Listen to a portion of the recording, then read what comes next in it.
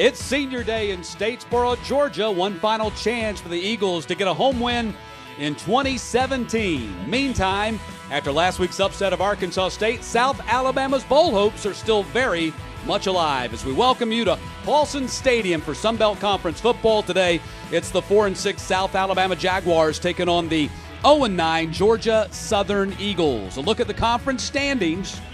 Three-way tie for first with Troy, Georgia State, and App State at the top. Arkansas State just a half game back. South Alabama in 7th at 3-3. Georgia Southern in 11th at 0-5. And good afternoon. I'm Matt Stewart, joined by former Auburn Tigers All-American, NFL first-round draft pick, and 15-year pro Wayne Gandy. And Wayne, what's the bigger emotion here today? Is it Georgia Southern, one final chance for a slight measure of redemption with a win in front of the home folks, or for South Alabama a chance to take one step closer to another bowl berth? All the pressure is on Georgia Southern. You don't want to go a season with being winless. I mean, that's a hard thing to swallow. That's something you will follow you your whole life. That's what you remember from that year. So all the pressure lies at their feet. You know, for Georgia Southern, the frustration of this season, also the hopes for the future, are all kind of rolled up in that quarterback position. Once again, the redshirt freshman, Shai Werts, will be the starter today. He is the man that makes this whole offense go. He does it with his feet. He does it with the short passing game. Will he be able to do it down the field? I think that's what South Alabama is going to test him with, being able to deliver the ball on the long passes. Yeah, no doubt about it. Tough assignment. Werts facing a very nasty disposition Jaguars defense led by safety Jeremy Reeves, who's number 3 in the conference in tackles and number 1 in forced fumbles. Jeremy Reeves may be the best defensive player in the Sun Belt. Leads the team in tackles, leads it in interceptions, always is around the ball. You're going to see him on Sunday next year. It's the Jags and the Eagles. Senior day for Georgia Southern is Miles Campbell, Chris De La Rosa, L.A. Ramsby, among those saying their goodbyes. Opening kickoff is coming up next.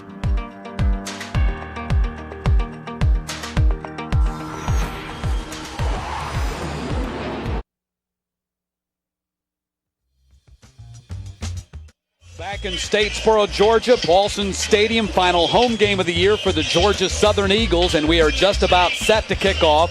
South Alabama won the opening toss. They have deferred until the second half, so the Eagles will start on offense. This is the 4th all-time meeting with Georgia Southern leading the series 3-0. In fact, they have won the 3 games by an average score of 35-10.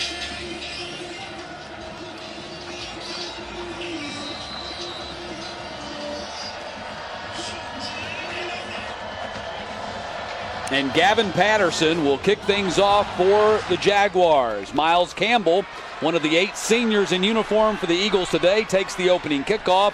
And Campbell is going to be dropped at the 19-yard line. And that's where the Eagles will go on offense for the first time today. So Shai Werts, the quarterback for the Eagles, the redshirt freshman, 5'11", 190 out of Clinton, South Carolina. Newberry High School. He's averaging 60.9 yards per game rushing, which is number 6 in the conference, 86 yards passing per game. He's completed 58% of his passes. And he will line up outside, and L.A. Ramsby will line up in the Wildcat, the senior running back for the Eagles, to take this first snap of the game. So Ramsby out of the Wildcat going to keep it himself, and Ramsby is going to pick up about 10 yards on the play up to the 30-yard line. So Ramsby, the former option quarterback himself in high school, picked up 11 on the play for a first down. Coach Lunsford just letting South Alabama know, hey, I don't have nothing to lose here today. I might as well start from the first play of the game, letting you know that, setting that tempo that you might see anything. Unusual play to start the game off, but not something that throws this offense off at all.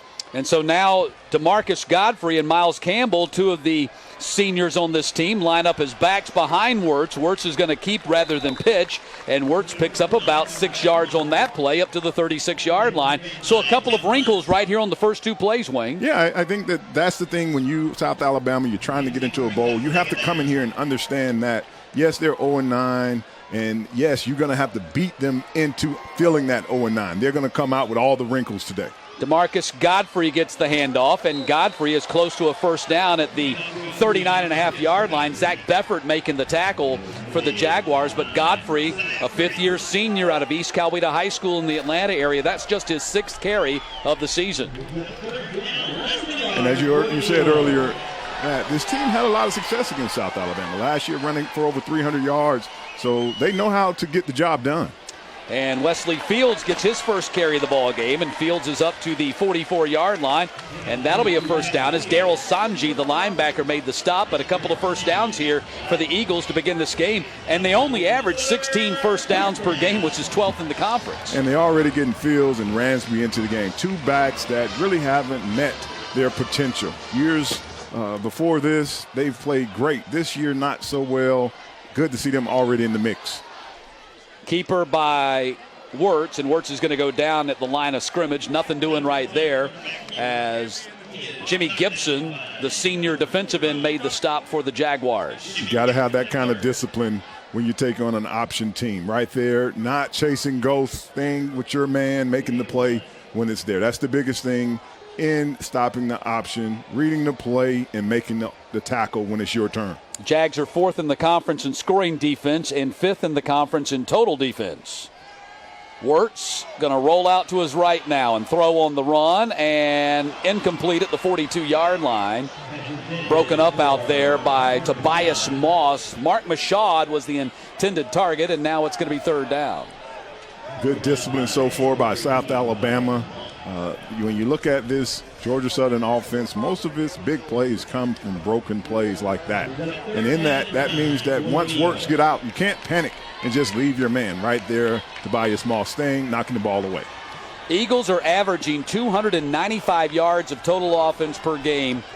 And that is dead last in the conference. A couple of years ago, they averaged more rushing yards per game than that number. They were in the 300 range rushing. Just not been a good season for them offensively. Wirtz back to pass, going to throw it deep. Got a man out there, and Malik Henry comes up with the catch inside the 10-yard line. They're still wrestling for the ball down on the field, but Malik Henry makes the catch. He's inside the 5, spotted down at the 4.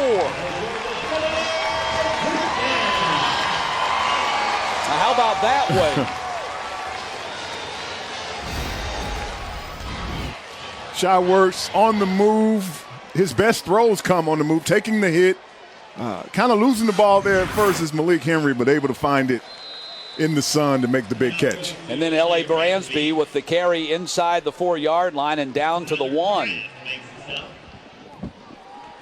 That was a 51-yard pass completion from Wirtz to Henry.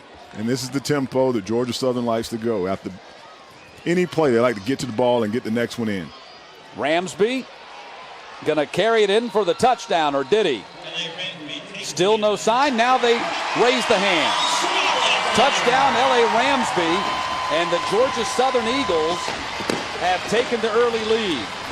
You know, up until last week when they played at App State, they had fallen behind 10 consecutive opponents to start a game. This makes 2 weeks in a row they finally get on top with the first possession. Emotional day, senior day, last home game in this venue this season. The redshirt freshman making big plays already. And as you're going to probably see this whole game, don't be surprised what offensively or defensively Georgia Southern does to try to win this game. That was the 36th career touchdown for L.A. Ramsby as they line up for the PAT with the line off center, off to the left. Let's see if they snap it through or they run some kind of a trick play and run for a 2-pointer here. Now they bring the line up around the ball. A formation that I'm quite sure the O-line doesn't like to have to run. Very creative in the field goal protection. Tyler Bass on for the PAT, and he gets it up and in. So Bass now 15 of 16 on the PATs this season. But Georgia Southern strikes first as they go 9 plays, 81 yards. They cap it with a 1-yard touchdown run by L.A. Ramsby.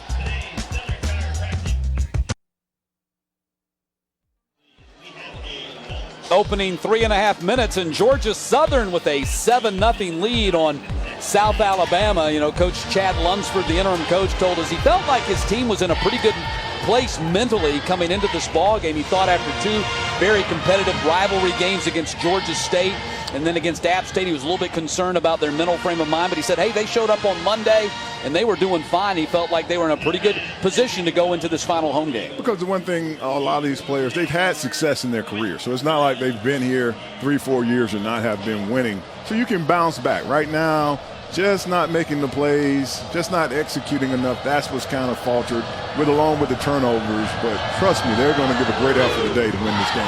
Tyler Bass with the line drive kickoff, going to be taken by Baker at the 3-yard line.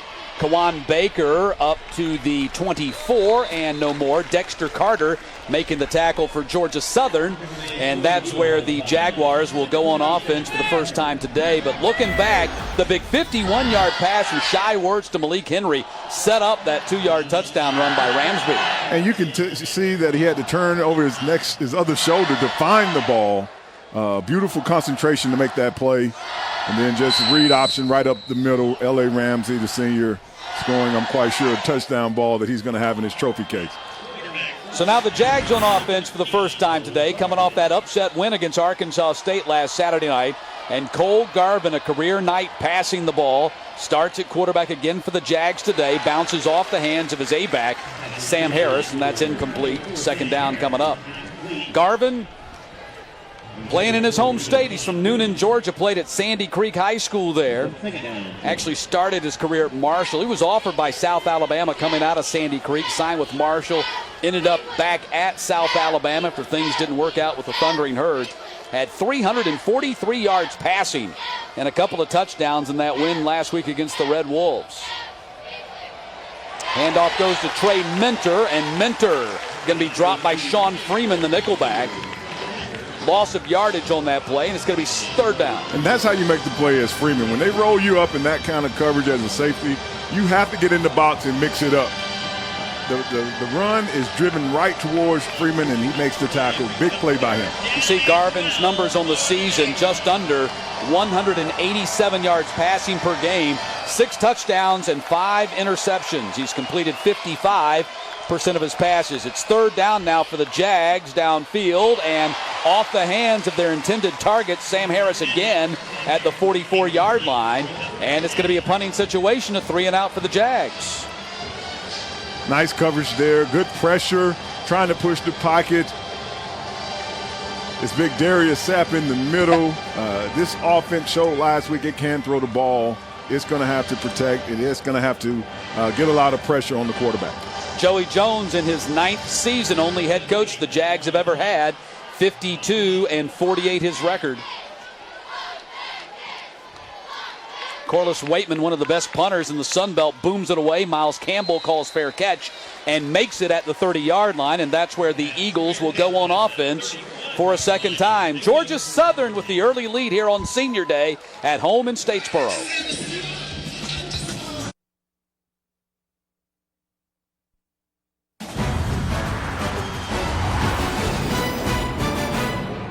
Georgia Southern back on offense for a second time here today. Here's a look at the impact players when the Eagles have the ball. Miles Campbell, the 5th-year senior, 5 coaches in his time here at Georgia Southern. Big play possibility. And Bull Barge on the other side for South Alabama. What a perfect name for a middle linebacker. Bull, 5'8", his coach say, on his tallest day, but he can make big plays even at short stature. Yeah, the defensive coordinator, Kane Womack, says he's got the best instincts of anybody he's ever coached with a guy playing inside the box. He's just a real tackle machine, coming off a career-high 13 tackles last week against Arkansas State and earning Sun Belt Defensive Player of the Week honors. Monteo Garrett with the carry. Jimmy Gibson making the tackle for the Jags. Brings up a third down and about 2 to go.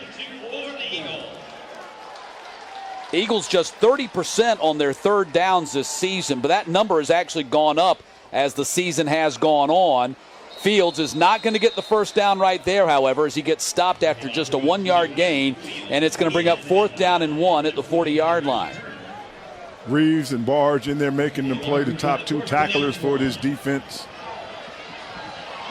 Don't be surprised if Georgia Southern decides to go for this. Would you go for it in your own end here at the 40-yard line? Not already on the scoreboard, no. I would punt and play the percentages But when you're 0-9, you have to try to send the sentiment to your team that we came here to win. This is one of those kind of plays. Let's see if they actually snap it.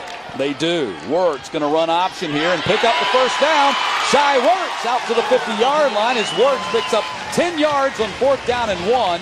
Eagles #1 in the conference. They've converted more 4th downs than any other team in the conference. That's their 14th 4th down conversion. Nice blocking up front by Colbert and Wilson up front, and then Shai Wirtz is a playmaker. Might be the best Georgia Southern quarterback when he leaves here, making a big run right there, letting the team know we came here to win.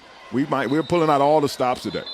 Wirtz was going to run option to the outside, and a flag goes down. By the way, on that offensive line today, the right tackle, Drew Wilson. Ball start. Offense, number 21.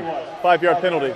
First down. That's Wesley Fields, the false start on him. Number 61, Drew Wilson, the right tackle, was considered questionable. They were going to wait and see how he did in pregame warmups. Apparently okay, because he's out there starting at right tackle right now. You should take a look at our officiating crew with Jason Autry, the referee, leading the way. So 1st and 15 now with the ball at the 45.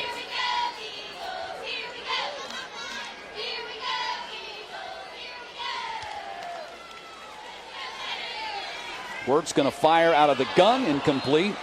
DeAndre Glenn, his intended target. Darian Mills, the corner, was standing right behind him in coverage, and now it's going to be 2nd down and 15. And those are the throws that show up when you are that height, when you are 5'11". It's hard for you to find those targets underneath behind that defensive front. Those are the plays that Shai Wirtz has to make. He can throw the ball out on the edge. The quick passes on the edge. He's going to have to be able to find people, to find the lane, even at 5'11". 2nd down and 15, ball at the 45. Quick pass out to Wesley Kennedy, and Kennedy going to pick up about 3.5 yards on the play, up close to the 50-yard line.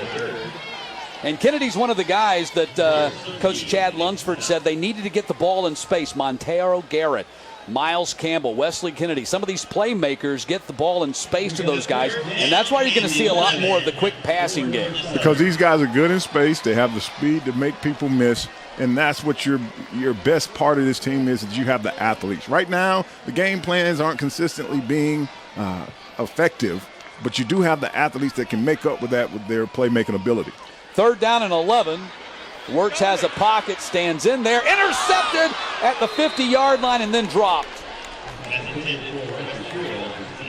Khalil McDonald had a chance at an interception and maybe even an interception return had he held on to the ball. Good protection by the offensive line. Wirtz just having a hard time finding the pass in the middle of the field. He can throw out on the edges.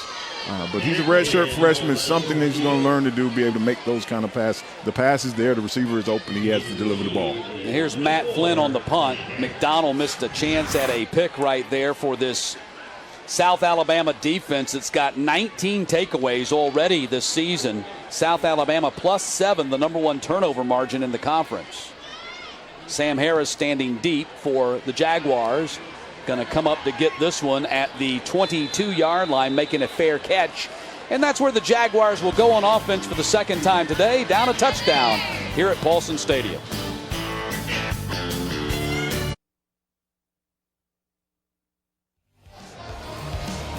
Joey Jones' message to his team this week, Wayne, was, look, guys, we haven't beaten Georgia Southern ever in 3 ball games. If we can go down there and take care of business this weekend, we'll have a shot at a bowl game next game in our final game at New Mexico State. The hard way to get into a bowl, trying to go on the road against an opponent you haven't beat 2 games back-to-back on the road. Ball is fumbled into the hands of Deshaun Cooper, and he's inside the 10-yard line. They tried to run a jet sweep. Handoff to Jamarius Way, who fumbled it right into the hands of the defensive end, Deshaun Cooper. Eagles get a big turnover, and they've got it 1st and goal inside the 10. Sometimes it's good to be lucky. Johnny on the spot is Deshaun Cooper. That's a miscue right there on the handoff. Ball pops right into his hands. And the big fella rumbling, trying to get to the end zone, protecting the ball on his way. 2nd fumble recovery of the season for Deshaun Cooper. And it's 1st and goal to go for the Eagles at the 8-yard line, and they've got a great opportunity here, Wayne, to go up by 2 touchdowns in this 1st quarter. And they're back in that wildcat formation with Works flexed out to the right. We saw Cato Brown warming up, maybe expecting to go in. But right now, staying with the flow and the personnel who's been hot so far in this game. And a timeout is going to be called. Timeout, South Alabama. By South Alabama. After they lined up in the Wildcat. You know, and Brian Cook, the offensive coordinator for the Eagles, said the toughest thing about playing two different quarterbacks is when it's the right time to make the decision to make the change. Right, and he knows that right now is not the right time. Works is already lathered up. Works is better in this option. You want to bring in Cato when it's a long drive where he has time. You don't want to mess up this opportunity. And right there, I believe flexing Works out is what forces you to call a timeout. You haven't seen that in the red zone, so it's kind of like, where do I go? How are we going to play this? Because we got different personnel. And now Cato Brown, the quarterback, is flexed out to the outside. And again, L.A. Ramsby lines up in the Wildcat for the Eagles.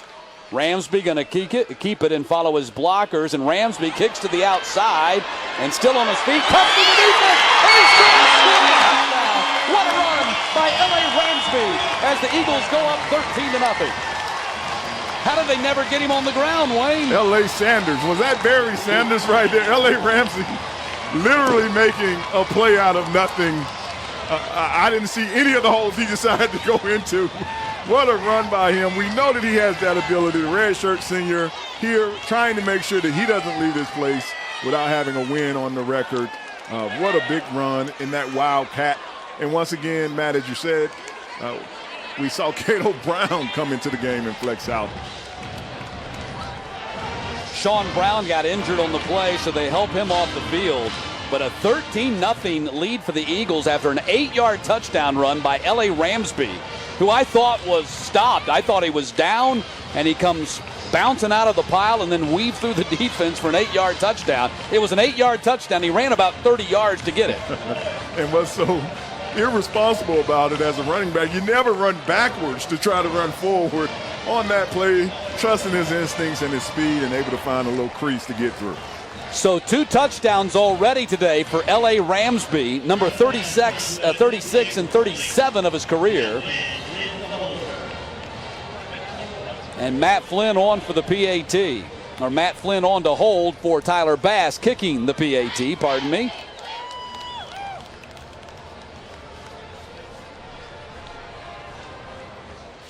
And a 14-0 lead for the Georgia Southern Eagles after 8 minutes of this game.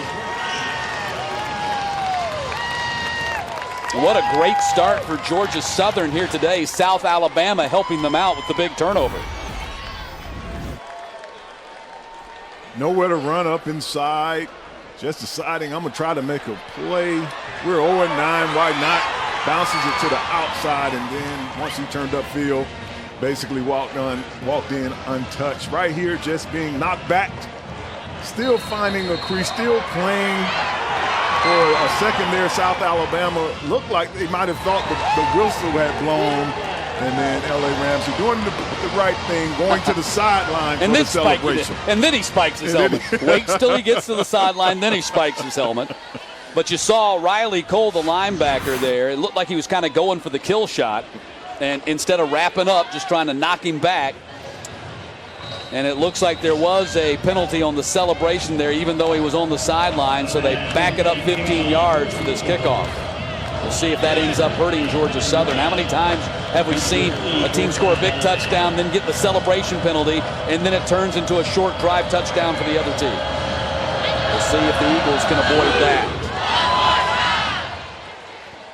And Baker will take it at the 10-yard line. Kawan Baker. Oh, my goodness, met head on at the 29-yard line by Dexter Carter, their special teams demon, who's scored a touchdown on a kickoff this season, had a 70-yard return on a kickoff this season, and now a big smack tackle on that kickoff return right there. Freshman says, Ramsey, I have your back. You're a senior. You're leaving out. I'll make up a big play for you on special teams. So 1st and 10 for the Jaguars at the 29-yard line. Their first 2 possessions have not gone well. They've run 4 plays for 3 and out, and then they fumbled the next play. Cole Garvin going to go to the air. It's caught by Jamarius Way at the 35-yard line. Way dropped after a 6-yard pickup. Freeman over there on the tackle along with Monquavian Brinson. Jamarius Way, the big receiver on the outside. He's the one with the speed. He's the one with the big playability. He's the one who can turn this game around in one play. Watch out for him out on the edge. He's also the one who fumbled that jet sweep. So they go right back to him after he made that big mistake. 2nd down and 4. They throw it over here to Sam Harris with some blockers. Harris has the first down and more. Sam Harris out across the 40-yard line and down to the 42, down to the 38, pardon me, as Sam Harris, a big strike right there. Sean Freeman finally makes the tackle. But Sam Harris, their A-back with the big gain, had a 39-yard touchdown last week against Arkansas State. 38 receptions on the season. Just a little mixed direction right here. A little getting the offensive line time to get into the screen, and Sam Harris doing the rest of the work, making people miss. 5'7", 175. Coach Joey Jones says a lot of people look at him and wonder how this kid's playing D1 football, but he's a lot tougher and faster than a lot of people think. I think he showed you that right there. Quarterback sack back at the 47-yard line as Cole Garvin got leveled on the corner blitz by Kendall Vildor. Kendall Vildor. Went in motion with Sam Harris, but never crossed the defense. Cole Garvin never saw him coming off the edge. He was expecting that Vilden was going to follow Harris across the field. He never did. He stayed on this side, on the left side of the field, and just came off the corner for the sack. They spotted at the 45, 2nd down and 18. Garvin, here comes the blitz right up the middle, throwing incomplete. And that really wasn't a linebacker blitz. That was the defensive end twisting around and coming through a hole in the middle of that line. Raymond Johnson almost had a free shot on Cole Garvin. He had to get rid of the ball in a hurry, and it's 3rd down and 18. And this is what makes Georgia Southern so dangerous in this game and the next game. They're 0-9. The defensive coordinator, the offensive coordinator, they can pull out any play and run it, because why not is kind of your mindset in going into these games. Why not deal up these kind of blitzes? 3rd down. Garvin, pocket being pushed, ball popped up into the air, dangerously close to another interception as McCray could not hold on to it. And this Jaguars team looks like it's in all kinds of problems right now offensively. They're going to have to punt it away. And Joshua Moon doing the smart thing there. The ball gets bounced up into air, but don't take it for granted that he might not be able to go get under it. Just go hit him and knock him down. Nice play, nice finish there by Moon. So Wakeman, who is number 2 in the conference, averaging over 45 yards per punt. End-over-end kick. Miles Campbell calls fair catch and makes it at the 5-yard line over his right shoulder. And that's where the Eagles will go on offense with 5 minutes and 3 seconds to go here in the first quarter, and already leading 14-0. I'm guessing here we'll see Cato Brown at quarterback. Cato Brown, and as we spoke about, when do you interject? When do you change quarterbacks? Do you go by quarters? Do you go by feel? Georgia Southern has been trying to feel that out all season. Unsportsmanlike conduct, kicking team, number 9, receiving team, number 29, receiving team, number 37. The penalties offset, 1st down. So unsportsmanlike penalties, 1 on each team, so really has no net effect on where the ball is going to be placed, and it will be the 6-yard line is where they spot it. And Cato Brown will come out at quarterback, 4th-year junior out of Ventura, California. He's rushed for 98 yards this season and a couple of touchdowns. He's passed for 234 and no touchdowns. Got in for the final series in their last ball game against App State. And Chad Lunsford told us this week, hey, look, both these quarterbacks are going to play. We just got to commit to doing it. And so here, on their 3rd full series, they bring in Cato Brown. Campbell goes in motion, and he's going to hand off to Wesley Fields, and Wesley Fields up to the 14-yard line. He got 8 on the play. Switching quarterbacks can be a great advantage, and it can hurt your team sometimes based on the production of both quarterbacks. But when you switch up, the defense doesn't know the second quarterback just as well as he know the first one. Fields picks up the first down across the 20-yard line as Bull Barge hit him on the legs and got him down. But a really good first quarter of offense here for the Eagles. They are now up to 120 yards of offense compared to South Alabama's 22. Cato Brown, a little taller than Wirtz, able to throw the ball down the field a little better. Not as good on the edges and running the option. So the South Alabama defense is going to have to make a little quick adjustment, because even who he likes to pitch, how long he likes to hold the ball, affects how they're going to play defense. Cato Brown running option here, going to keep it instead of pitching, and Cato Brown picks up about a half yard on that play.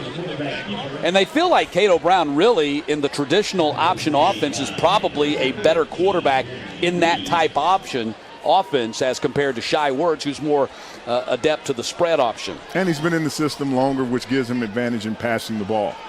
Wesley Fields picks up just a couple of yards on the play that time. Zach Beffert making the tackle.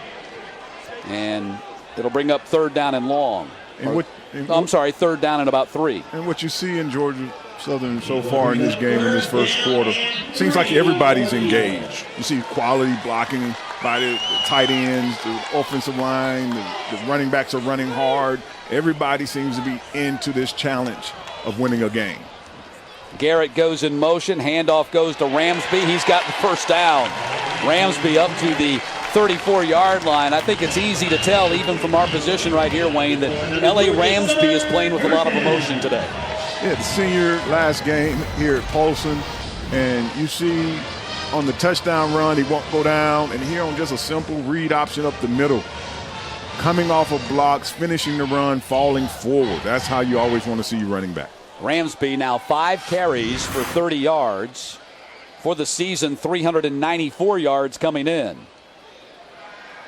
Brown going to pass it, throws under pressure, and it's caught downfield by the tight end, Richardson. Ellis Richardson with just his 4th catch of the season, a big gainer down to the 17-yard line. Richardson just kind of sneaking down the left side of the field, and this is where that quarterback change comes from. Cato Brown is much more comfortable throwing the ball from the pocket right there, delivering it on time down the field. Nice grab by the big tight end. And Wayne, when you have only 3 catches on the season, you hit the nail on the head. You're sneaking. No one's looking for you.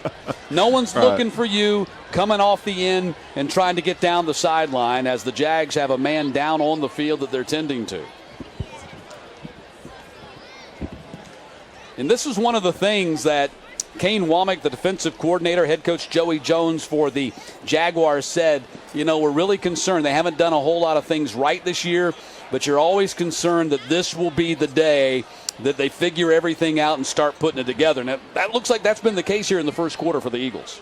And as we talked about earlier, you can throw out what you've seen in the first 6-7 games. When you get in this position, as we just said, with Richardson, the tight end, not a lot of catches on the season.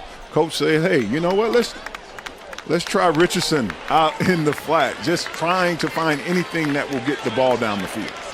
Khalil McDonald, the safety, is the guy they've been tending to. They finally got him up on his feet and helping him to the sideline. But it's a 1st and 10 coming up for the Eagles at the 17-yard line. And we've seen the wrinkles in the offense. L.A. Ramsby out of the Wildcat formation. A long pass to Ellis Richardson, a tight end who had only 3 catches on the year. Going deep to Malik Henry for a 51-yard pass.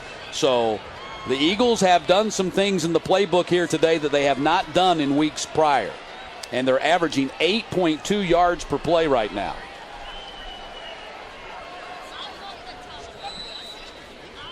First and 10 from the 17. Cato Brown, the keeper, lots of room to run inside the 10-yard line and down to the 7 before finally being tackled by Nigel Lawrence. Cato Brown helmet coming off there at the end. Shai Wirtz is having to go back in. But nice read by Brown right here. Seeing that the defensive end and linebacker had collapsed and then finishing the play lowering his head to get the extra yardage. 2nd down and 1 with Wirtz back in there in the shotgun. He hands off to Wesley Fields. Fields trying to get to the edge, and he will, and score the touchdown. A flag down on the field, however, back at the 12-yard line.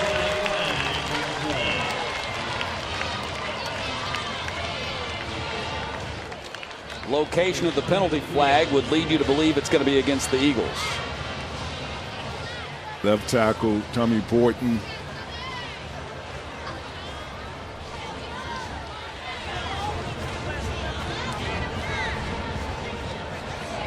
Well, apparently not. Personal foul, illegal hands to the face, defense number 98. How about that? 20-0 Georgia Southern. Kickoff. The result of the play is a touchdown.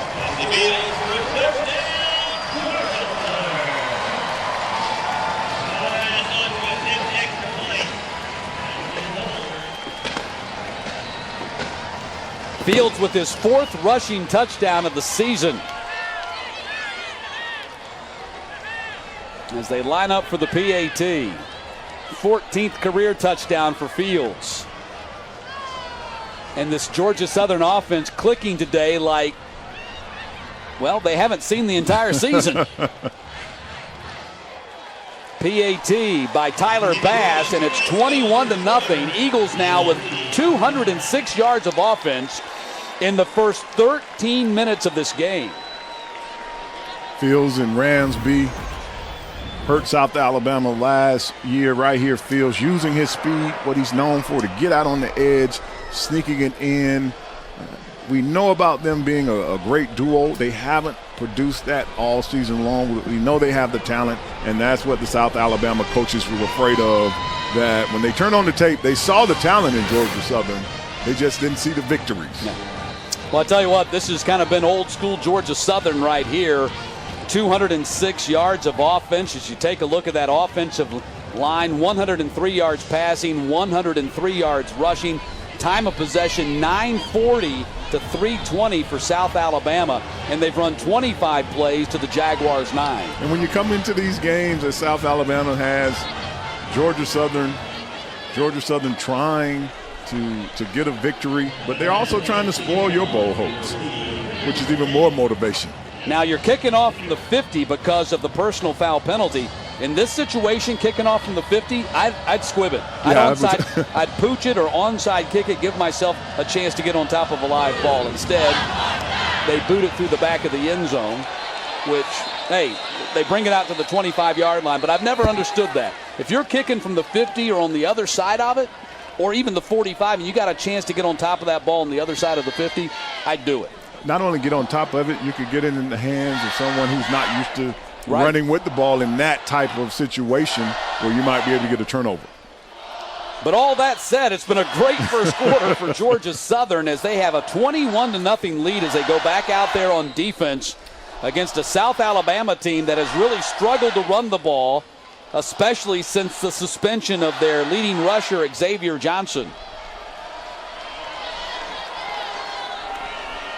Garvin throws off the hands of his target out there, Sam Harris. And I tell you what, this South Alabama team is really sputtering right now. You got balls bouncing off of receivers' hands even when Garvin puts it right on the money for him. And those kind of drops are solely based on that you're looking up at the scoreboard and we're not even a quarter in and the score is 21-0. You got to keep your composure. You can't win the game with one play right there. Sam Harris, who's great at catching the ball, just losing his focus.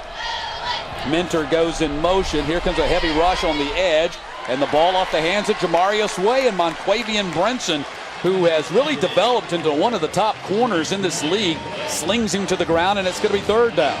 3 interceptions on the season, tight coverage, and been able to get his hand in there. This team is in great rhythm on both sides of the ball, and as I said a little earlier, all areas of this team seem to be engaged in trying to win today. Yeah, it seems like they're kind of unleashing a lot of pent-up frustration today on both sides of the ball. 3rd down and 10. Garvin fires to the outside, and it's caught out there at the 33-yard line by Sam Harris and driven out of bounds by R.J. Murray, the safety. Going to be short of the 1st down. What a hit here by the redshirt junior. He sees the ball. I can't do anything about you catching it, but I can definitely stop you short of making the first down. What a big hit there by Murray. So 4th down and 1, ball at the 34-yard line, and the Jags line up to punt again. Corliss Waitman, we mentioned his 45.3 yards per kick. He's 41.6 on his net, which means hardly any returns at all. That's number 2 in the conference, and Miles Campbell has to go all the way back, and it hits on the ground, and a fortunate bounce for the Eagles as it kicks into the end zone, and they'll bring it out to the 20 as that turns out to be a 60-plus yard punt. Heads up there by Miles Campbell to continue to chase the ball. Sometimes you'll see the returner run off the ball, which allows the defensive coverage team to just go get to the end zone and maybe catch the ball before it ends. Right there, he kept his eyes up, made them think he was going to continue to catch the ball, and then at the last moment when the ball hit the ground, he moved out the way. Officially, that was a 66-yard punt by Corliss Waitman. It was his 18th punt of 50-plus yards this season, which is the second most in the conference. And Cato Brown will stay in there at quarterback as they start at the 20-yard line, leading by 3 touchdowns. Keeper by Cato Brown. And Cato Brown runs into his own man and still picks up the first down at the 32-yard line as Sterling Fisher, the safety, makes the tackle. Nice read by Cato Brown. As the tight end went down, Richardson goes down. I think he might have hurt himself running into his own man or when he was tackled on the play because Shai Wertz comes in at quarterback.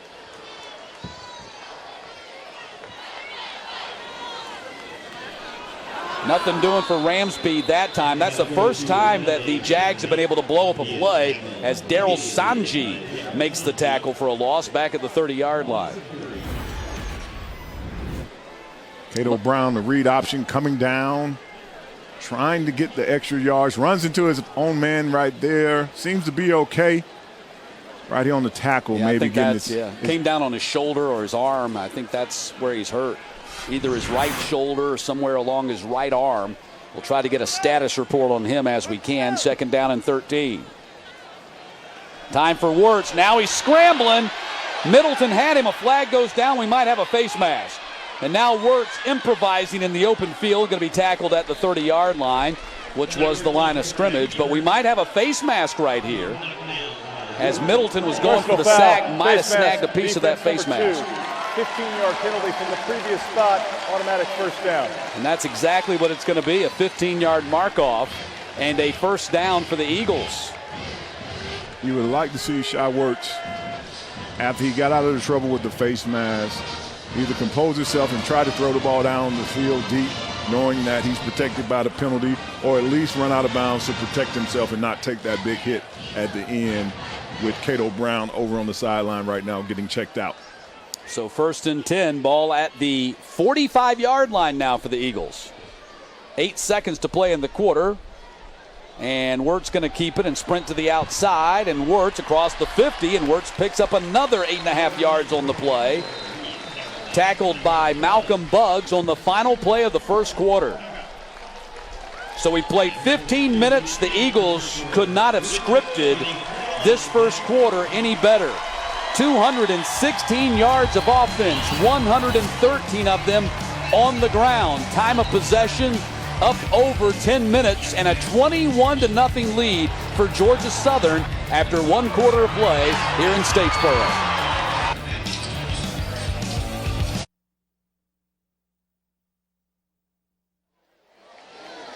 Chad Lunsford, the Eagles' interim head coach since the firing of Tyson Summers, looking for his first victory today as the Eagles head coach. 0-3 with losses against Troy, Georgia State, and App State. A lot of speculation as to who the next head coach of the Georgia Southern Eagles might be. Lunsford has been told that he'll be given an opportunity if things go well here in his stint as the interim head coach. Pass is thrown complete on the sideline to Anderson, and Anderson is down to the 19-yard line, and that's a first down for the Eagles. Anderson with just his 4th catch of the season. How would you like to be Coach Lunsford and have to start off with Troy, Georgia State, and App State? Yes, the three teams that are tied for first in the conference. First place to try to get a victory. Well, here they have a 21-0 lead as we are just underway in the second quarter. Wesley Fields with the carry. inside the 15-yard line. They'll spot it at the 13. And, Wayne, a lot of speculation that Brian Bohannon, who's the head coach at Kennesaw State, was a former assistant coach here for 2 of the national championship teams and runs a very similar option-type offense, might be a candidate. Bohannon was asked about it this week as they were preparing for their game this week, and he refused to address any questions about that job opening. But they're 9-1 on the season, and he's gone 23-9 there with Kennesaw State. But when you look at Coach Lunsford, he's been here 9 years. He has his team today playing with a lot of energy. They put a lot of energy into that Georgia State game. So he at least emotionally has this team charged even when they're facing a losing season. Yeah, and he has said that consistently, that the energy level has been good with this team despite the fact they're 0-9. And I think today's ball game so far, the first 16 minutes, has been a testament to that fact. And you can see the offensive line, as I keep saying, the tight ends, the running back finish right. Everybody has energy. The plays are going in and out. The offensive coordinator is wasting no time. People's running up to the ball. It's fast-paced, and it's a lot of energy showing that they want to win. Toss goes to Fields, got a blocker out there, and Alexander, the tight end, and Fields down inside the 5-yard line to the 3-yard line, brings up a second down and goal and 3. And one of the things they wanted to do this week, Lunsford said they wanted to simplify the offensive game plan and run their stuff. They felt like they were reacting too much to what the defense was doing rather than doing their own thing. And these backs are just running so hard. This is the Wesley Fields and the L.A. Ramsey we're used to seeing. Ramsby, touchdown, his 3rd touchdown of the game. How about that? L.A. Ramsby stretches out over the goal line and it's 27-0.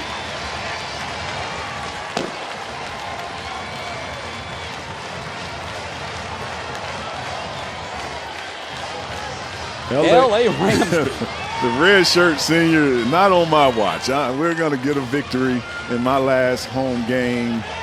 I'm so impressed. These are the 2 running backs, Fields and Ramsey, we thought was going to lead this team and take a little pressure off of Shy Werts. Today, we see them playing as though they want to win. When you see running backs stretching out for that extra yard, making people miss, falling forward, that's what you want to see. This play is going to be under review to see if his knee was on the ground before the ball crossed the plane of the goal. And they might bring this one back out. It looks like right here at the end as he tries to stretch out, which is hard to do. Watch where the ball is when the knee hits the ground, and he's off the ground. I think they're going to bring it out to about the half-yard line. He jumps well enough to keep his knees off the ground, but you can see right in the hip area, it seems to hit right, as you're saying, Matt, about a half a yard away from a touchdown. But what effort, nothing up in the middle, pushing people off, straining, as they say, to get to the touchdown. Now, on that angle, it looks like he broke the plane of the goal, but I think the other angle that we were looking at, probably a better indication. Now, watch his hip area and where it hits the ground and where the ball is when his hips hit the ground. He did a tremendous job of keeping his knees off the ground right there. And you see, you can see right there. You can even see the shadow of the ball has not even crossed the goal line when his hips hit the ground. And they're going to bring that thing back inside the 1-yard line and take that touchdown off the board. No more days when touchdowns were touchdowns. Remember that? That used to be a long time ago. When you scored, you scored.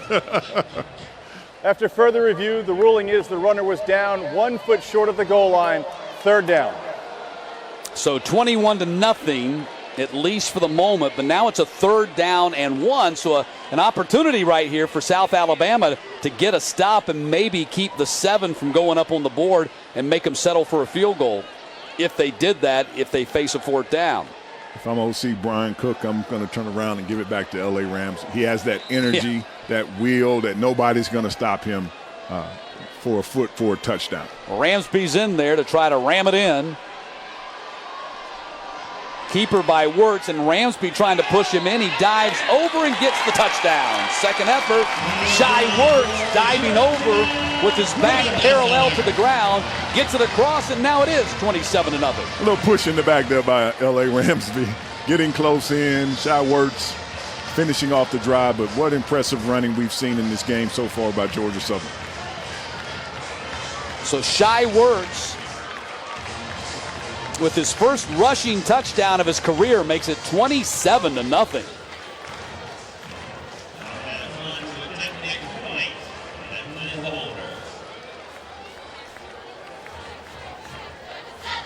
So Tyler Bass, who's already 3 for 3 on his PATs today, is on to try this one. We talked before the game, Matt, about energy and who had the pressure on them. Georgia Southern right now is raising their hand and willing to take the pressure and try to win this game. 271 yards of offense for the Eagles here in the first 17 minutes of this game. That's nearly as much as they've averaged for a full 60 minutes, and it's now 28-0. A 9-play, 80-yard touchdown run by the Eagles. Shy Werts takes it in from 1 yard out, and Georgia Southern administering an early beatdown here in the second quarter.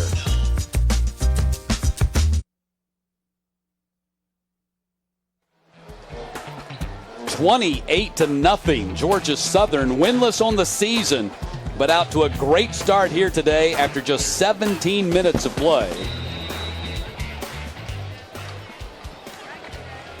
And now South Alabama has to figure something out in a hurry. Remember, their bowl hopes are contingent upon them winning here today and then winning their finale in 2 weeks at New Mexico State. They're going to have to really rally the troops. The good news for the Jaguars is there's still plenty of football left to play.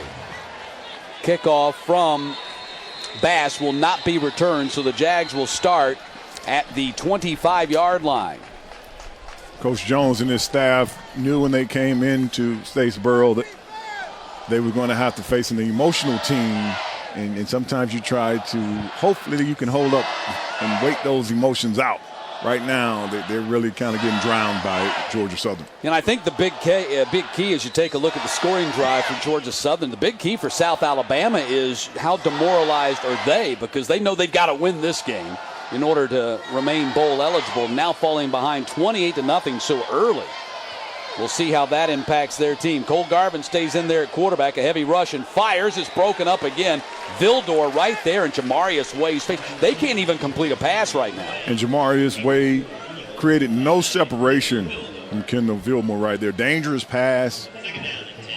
Luckily, Vilmore went for the pass breakout, but he was really there in position maybe to try to pick that ball from Cole Garvin. Garvin now 3 of 10 for 43 yards, and they've had a bunch of drops or balls going through the hands of their wide receivers, catchable balls that just have not been made. Garvin fires, and right there to Harris at the 33-yard line. Freeman gets him on the ground. That's a close to 8-yard pickup. Can Cole Garvin in this offense be patient and try to sustain a drive? Georgia Southern has taken their defense out on the field, and for most of this game, it's been Georgia Southern's offense against South Alabama's defense. That was the third catch of the game for Harris. That gives him 41 on the season, which is tops on this team. On third down, Garvin goes, and incomplete again. A ball again in the hands of the wide receiver. Malik Stanley there, the target. Monquavian Brinson and Darrell Baker were there on the coverage.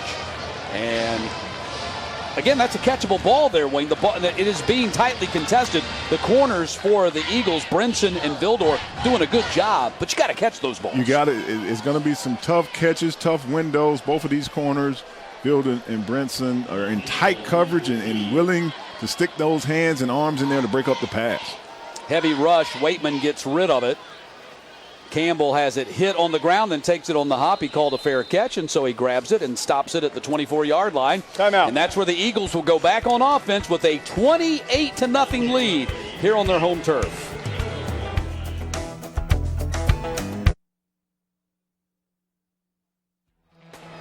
Matt Stewart and Wayne Gandy with you in Statesboro as Georgia Southern has taken a 28-0 lead just 18 minutes into this game. What can the Jags defense do to try to slow down this Eagles offense that has over 13 minutes time of possession? They're going to have to get more penetration up front. Right now, Georgia Southern is in a groove running this option on them, and that's what's really doing them in. They're running it perfectly and eating up a lot of clock and keeping them on the field. Cato Brown at quarterback, running option, and Cato Brown going to get cut down at the 28-yard line. Trey Alford in on that tackle for the Jaguars right there. And a man down for the South Alabama team, I believe, is going to be Nigel Lawrence, their rover, grabbing the back of his leg. To go back to that last South Alabama drive, Matt, one of the big problems is not that we didn't score a touchdown or a field goal. We were only on the field for 48 seconds. So my defense goes out and goes on a 9-10 play drive. It gives up a touchdown, and then they can only get 48 seconds worth of rest. In the second half, that kind of discrepancy really starts to show up. Well, this plays right into what Georgia Southern does so well. You get the lead, and then you can really start to grind out that clock and shorten the game. They have 13 and a half minutes time of possession compared to South Alabama's 4.5 minutes. They've run 35 plays to South Alabama's 15. They have 275 yards of offense compared to South Alabama's 39. And the one thing about the option, it's set up to get 3-4 yards of play. So it's very comfortable. It's not like it's a disappointing play to them.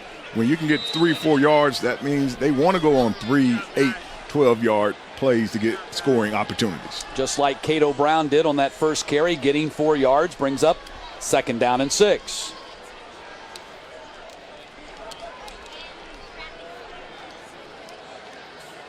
Keeper, Cato Brown to the outside, and Brown is going to be stopped at the 31-32 line that time.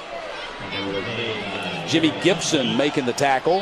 3rd down and short, and this is perfect. This is exactly how the Eagles offense thrives. 4 yards here, pick up another 3 yards here, and you got a 3rd down and 3. And you see when they run this option how clean they're getting to the corner. That's why I said the defensive line has to pick up some of that penetration up front with Belford and Alford and Ford, because whether it's Wirtz or Brown, they're both getting to the end of the line very clean and a lot of room to make decisions. Kane Womack said that the Jags defense really had to set the edges and contain the perimeter.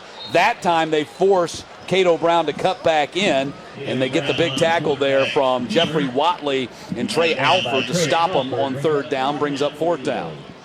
Wesley Kennedy might have ran into the goalpost if Cato Brown would have pitched him on that one. Making a misread right there is Brown, trying hard to get the 1st down. But it was a lot of running room out there for Wesley Kennedy, the 3rd, to run if the ball was pitched. This will be the 2nd punt of the afternoon for Matt Flynn. You see Sam Harris looking into the sun, and they're going to run it on the fake, and they're not going to get it. Well, you're always going to get questioned when it fails, and Tyler Bass comes up well short of the 1st down. Taquan Robinson made the tackle on special teams for the Jaguars, and now they've got it at the Eagles' 27-yard line. Did they just open the door for South Alabama to make a move to get back in this game? Not a good call right here by Georgia Southern. Your defense has been playing great. You have South Alabama's offense where you want them. They can barely get a 1st down, if at all. And now you give them a short field to start trying to build some confidence. Just not the right opportunity right there to call that play. If I'm South Alabama, I'm taking a shot at the end zone on this play. Let's see if they do it. The key will be, can they protect Garvin long enough to get it to the end zone? Time running off the play clock here, and they finally snap it. And Garvin's going to run it right up the middle. And Garvin dives forward to the 15-yard line and picks up the 1st down. Can they capitalize on the miscue by Georgia Southern's punt team? Little read option of their own right there by Cole Garvin. You like to see a big quarterback like that slide down and not take that hit to the shoulder, but right now he has a lot of emotion of trying to get this team back in this game. So 1st and 10 from the 15-yard line. Carlos Robinson in there at running back, and he'll take the handoff, and Robinson going to be put on the ground by Big Darius Sapp.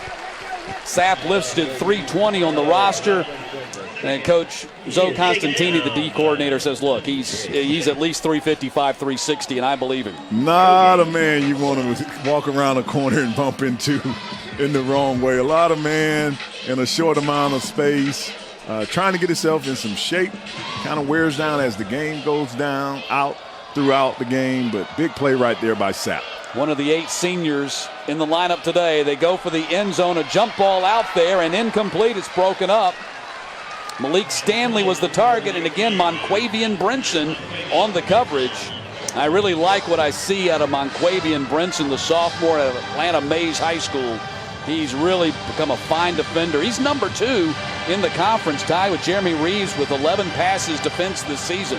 Yeah, both of these cornerbacks, Brinson and Vilden, both sophomores, playing great today. And South Alabama, it seems like a gamble, but at this point in this game, you got to make something happen with this kind of field position. Garvin drops it off for Mentor, and he gets upended by Monquavian Brinson again. Brinson's already broken up 3 passes today. And wow, what a play by Brinson on 3rd down to keep Mentor from getting to the sticks and picking up the first. Monquavian Brinson coming up, making the tackle miss, who seems like he couldn't find him, and making the dead stop tackle right there. You usually don't see those kind of hits by cornerbacks. 4th down, and the Jags going for it, down 28-0. Garvin goes to the end zone, incomplete. McCrary was the target, Freeman on the coverage. Ball goes over on downs, and the failed fake punt attempt does not hurt the Eagles. Defense bails you out. Nice play by the secondary that whole drive. So the Eagles will go back on offense at the 13-yard line, and wow, what a big stand by the Eagles defense to not give up any points in that situation after the Jaguars had taken over at the 27-yard line.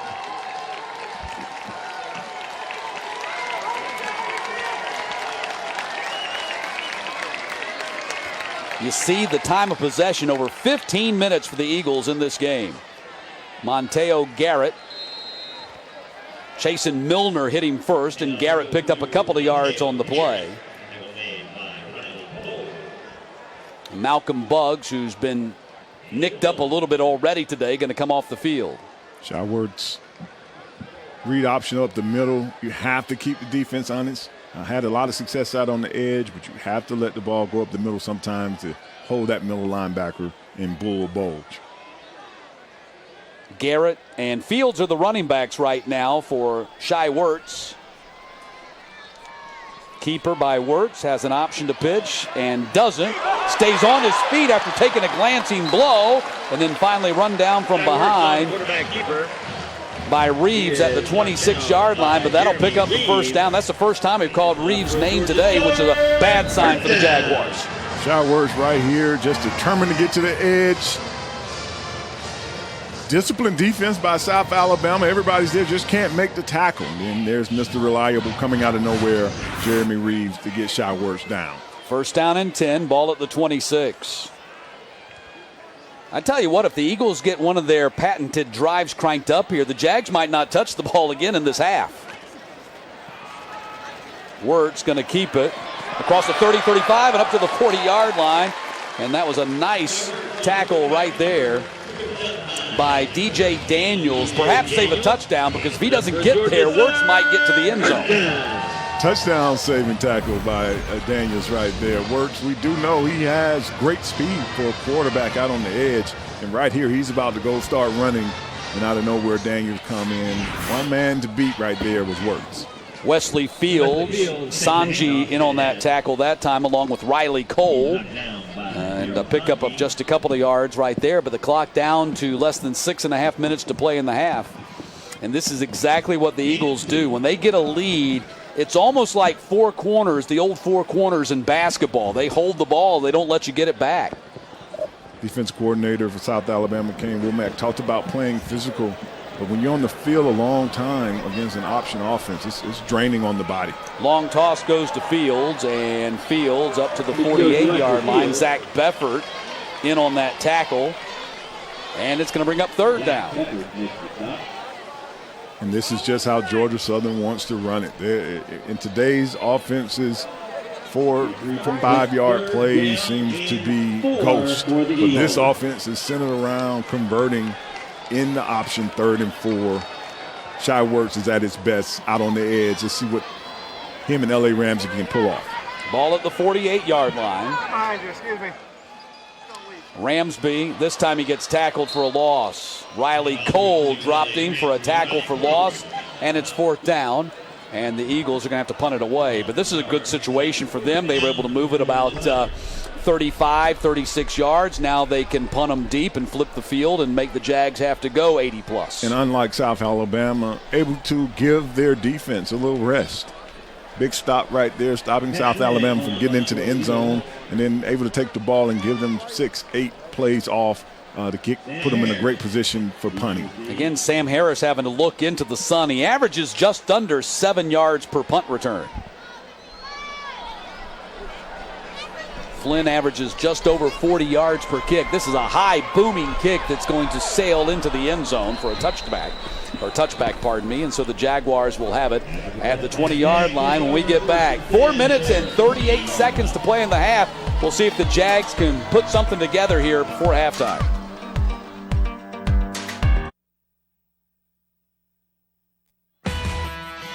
Things have gone extremely well for Georgia Southern so far today. 28-0, the lead for the winless Eagles here, hosting South Alabama on Senior Day.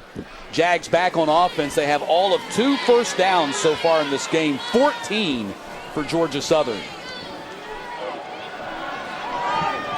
Cole Garvin sailed it out of bounds. Jamarius Way was his intended target. Tamarcio Reese, the linebacker, was standing there in the coverage. South Alabama seems like in these last couple of passes been trying to press the ball. Cole has to be Garvin has to be very careful in throwing this ball, especially deep in his territory. I know you want to get back in the game, but you still have to make the right reads and deliver the ball. Last time the Jags played here in 2015, the Eagles beat them 55-17. Toss goes to Trey Minter, and Minter, still on his feet, scrambles up to the 24-yard line. Lane Ecton, the linebacker, making the stop, and it's going to be 3rd down. Even when it looks like it's something out there for South Alabama, this Georgia Southern defense is just flying around. You got the big guys in the middle, but the other 9 players are making their way to the ball when it's thrown, no matter where it's at. You see 9 jerseys headed to the ball. Wayne, you got to believe that a 28-0 lead for the offense has been a great confidence builder for the defense. They haven't been able to play like this all season long. Heavy rush. Garvin stands in there, delivers to McCray, and McCray is going to pick up the first down at the 32-yard line. Heavy rush coming from Deshaun Cooper off the edge. R.J. Murray made the tackle for the Eagles. And that big first down is not just for the offense, but for the defense. They've been out there a long time today trying to stop this option, down 28-0. They need to sustain a long drive here and try to get some points for sure, but to keep their defense from having to hit the field again this half. Well, if the Jags can get a touchdown on this drive, remember they get the ball to start the 3rd quarter, so theoretically they could work themselves back into this ball game in pretty short order. Garvin fires downfield, off the hands again. David Gardner, the intended target. How many balls have hit the hands of the wide receivers today and fallen incomplete? And that lets you know that the defense is active, because that means the receivers, the tight ends, the running backs are having to catch the ball with somebody around them. You don't really see a lot of balls bouncing places when you're by yourself. It's when you know someone is right on your heels that your focus is kind of off. This defense is playing with a lot of energy for Georgia Southern, making it hard for Cole Garvin. Garvin going to keep it himself and tumble down at the 38-yard line. He's well short of the first down, but they cut it in half. It's going to bring up a 3rd down and about 5. You know, Joey Jones was a star wide receiver for Bear Bryant there at the University of Alabama. You got to figure he's going to be highly agitated and upset at his wide receivers at halftime. Going to have something to say to it. Yeah, because they're losing the confidence of Cole Garvin, and some of his best plays has been him scrambling to get yardage. Jags are 0 for 5 on 3rd down in this game. Garvin now scrambling, spinning, and firing again off the hands of Trey Minter. That would have been a first down. Deshaun Cooper covering out the big defensive end, kind of making it hard for Mentor to see the ball and big plays are being made by this Georgia Southern defense. Everybody's engaged, and when everybody's engaged, you can create this kind of tempo and energy around the ball. Wayne, the Jags have 6 catches on 19 targets in this game. They've caught about 33% of the passes that have been thrown to them. Waitman, a high kick. Campbell calls fair catch and makes it at the 24-yard line. Contrast that with Georgia Southern. Of course, they're not going to throw the ball as much as South Alabama, but they have 4 catches on 7 targets. Well, their whole game plan is to come and to force you to try to stop the run game, the triple option. Both quarterbacks have gotten in there and been able to get to the edge very easily, and they've been in makeable third down, so they didn't have to throw the ball right now. It's 3rd and 4, 3rd and 3. That's what they want, so they're going to continue to run the option. So until South Alabama forces them in 3rd and long, we're not going to see a lot of passes. So Shai Werts goes back out there at quarterback for Georgia Southern. They have 2:26 to work with and all 3 timeouts remaining. So plenty of time to get more points on the board here, even for an option offense. Werts scrambling. He's going to take off and run, and then he's going to get leveled. Jeremy Reeves was coming up, and Werts very wisely and rightfully so got down on his backside. Nice play action there by Werts. Missing the tight end, Darian Anderson, down the middle of the field there, who was open for a while. Just couldn't find him. As I said, being 5'11" comes with its disadvantages, especially with passes in the middle of the field. It's hard to find your receiver. 2nd down and 10. Eagles taking plenty of time here at the line of scrimmage. You can see the design on their helmet today. It's Veterans Military Day here at Paulson Stadium, so honoring veterans. Monteo Garrett with the toss, and Garrett up to the 39-yard line. Driven out of bounds. Jeremy Reeves was over there to help make that tackle for the Jags, but that'll move the sticks. Bull Barge there as well. Campbell, Kennedy, Alexander Richardson, the tackles. It's so easy getting out on the edge of this South Alabama defense. Big runs for Georgia Southern all day. Werts going to go to the air, and it's caught by Richardson. Ellis Richardson, the tight end, with 3 catches in their first 9 games of the season, now has 2 here in the first half, and both of them have been very big. It's a trick play, Matt. That's why it's working. When you haven't thrown to a guy but 3 or 4 times in the season, right now nobody is going with him. He's making a nice route, and the best thing about it, even though he hasn't had a lot of activity this season, he's catching the ball and getting upfield. And Richardson came to Georgia Southern as a quarterback. He was a quarterback at Alabama State before transferring to Georgia Southern. Werts running option, and nice tackle by Bull Barge at the 40-yard line to get him on the ground. Werts is able to pick up 4 on the play. Clock stopped at 1:16 after a timeout was called by Georgia Southern. Once again, we see whether it's Cato Brown or Shai Werts easily getting to the edge of this defense. There's no pressure up the field by the defensive end. Ford, Turner, Brown, Wiley, Bedford. No one is pushing the pocket and making the quarterback have to negotiate anything until he's 2-3 yards down the field. Well, don't want to make any kind of radical declarations at halftime, but my goodness, if Georgia Southern was able to score another touchdown here and go up 35-0 at halftime, you'd like to think they got a really good chance of getting their first win here today. Yeah, they're playing hard. They're dominating on both sides of the offense and defensive line, and they're doing what they want running this option. Very few negative plays we've seen by Georgia Southern. They're already 54 yards above their per-game total offense average. Werts going for the end zone, got a man out there, and Kennedy can't run under it. That was Darian Mills, the corner, running step for step with him in coverage, and now it's going to be 3rd down and 6. Didn't complete that pass, but Kennedy, Werts gave Kennedy a chance to go get the ball, and that's the maturity that you want to see from Werts. Throwing it out there, give your receiver a chance, taking the hit, giving him a chance, just not enough real estate to be able to pull that one in as Kennedy. Great effort by Wesley Kennedy. 3rd down and 6 from the 36 with 1 minute and 9 seconds to play in the half.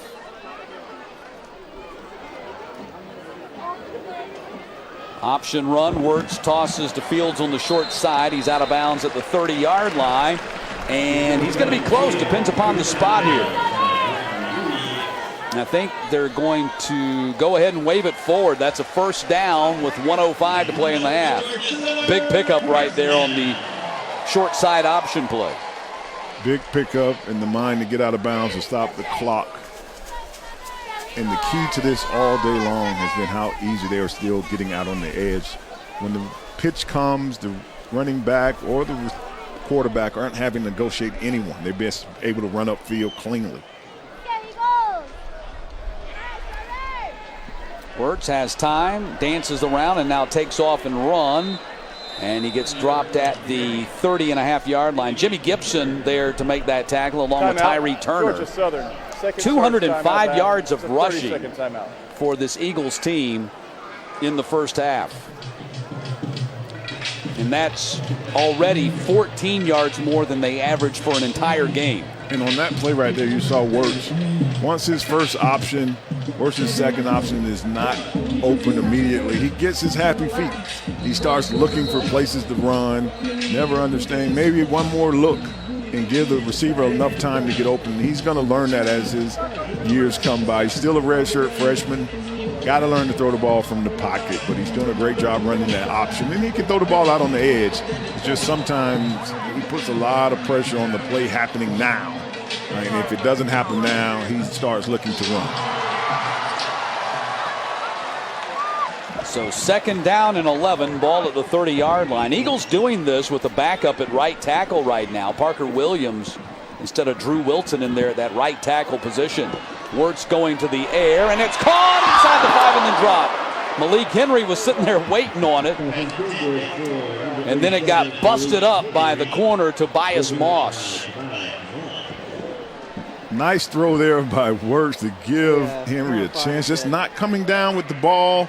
Seemed like right as the ball got to his hands, he started to think about the move he was going to put on the defender to get into the end zone, and that's all it takes. A little break in your concentration and the defender playing hard to knock the ball out. So third down and 11 after the Eagles missed a golden opportunity to get it inside the 5-yard line with 52 seconds to play here in the first half. Heavy rush. Wirtz gets out of it and runs up to the 25 to 24, and Reeves came up and put a lick on him at the 24-yard line. We'll see if Wirtz is okay and see if the Eagles take a timeout here. The clock is still running, and Reeves is the guy that's shaken up, I think, right now. Yeah, Reeves is the one who delivered the pop, but he's the guy slow to get up. And he put a jackhammer move there on Wirtz, but it looks like Reeves might have gotten the worst of it. Might be a stinger, as you see him kind of favoring his right shoulder, right arm. Reeves not shy about coming to the party. Wirtz not feeling the pressure right there, escaping the pressure, throwing the move. It's just a blur coming out of nowhere is Reeves to put that hammer on him. Big-time player, big-time hit right there. And as I always tell everyone, the people that do the hitting actually wear their body out more than the person that absorbs the hit. Hopefully Reeves can come back in the second half. Case in point right there. It seems like they're working on his right shoulder. Typically, when you see a player kind of hanging that arm limp like that, it's a stinger. Because of the injury by the defense, by rule, there's a 10-second subtraction that Georgia Southern has elected. Please reset the game clock to 23 seconds. Start it on the ready for play signal. So you heard the explanation by our referee, Jason Autry, because there was an injury to the defensive player, a 10-second runoff, and Georgia Southern has elected to use that 10-second runoff because it benefits them. So now 23 seconds when the clock is running again. Let's see if the Eagles burn a timeout here. They have one left. They're going to run it all the way down, I believe, and then use a timeout before trying a long field goal. And they spend the timeout Georgia Southern. with 3 seconds. So Georgia Southern going to line up and try a 41-yard field goal right here by Tyler Bass to try to make it 31-0 as they head to the locker room. I know it's an old adage, Matt. They say when you play hard, good things happen for you. And in this first half, Georgia Southern has definitely been the team that's been playing the hardest, playing as though they have more at stake to win by winning this game. trying not to go this season without a win, and against a pretty good team. Because when you look outside of Alabama, other than the two heavyweights they played at the beginning of the season, they kind of held their own in the conference. So here you go, Tyler Bass, a 41-yard kick from the right hash with just 3 seconds to play in the half. He's 11 of 14 on the season, number 2 in the conference in field goals made, and he's hit 8 straight and 10 of 11 this season since missing his first 2 attempts of the year. And hopefully I didn't just jinx him by saying all that. Let's see if the kick got through those uprights. It did. 41-yard kick by Tyler Bass on the final play of the first half. And what a half it was for Georgia Southern. A lot of pent-up frustration for the 0-9 Georgia Southern Eagles, and they let it all loose on South Alabama in those first 2 quarters. A 31-0 lead for Georgia Southern as they roll up 361 yards of offense to the Jaguars' 72, and L.A. Ramsby took it in for a couple of touchdowns as well. It's been a great senior day for the Eagles, 31-0 here at halftime.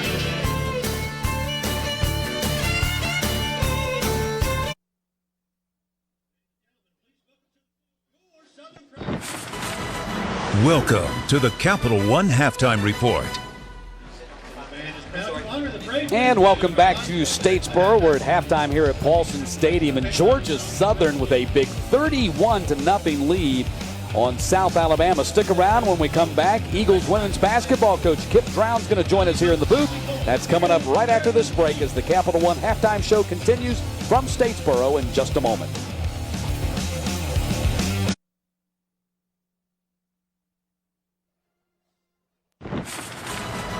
Welcome back to the Capital One Halftime Report.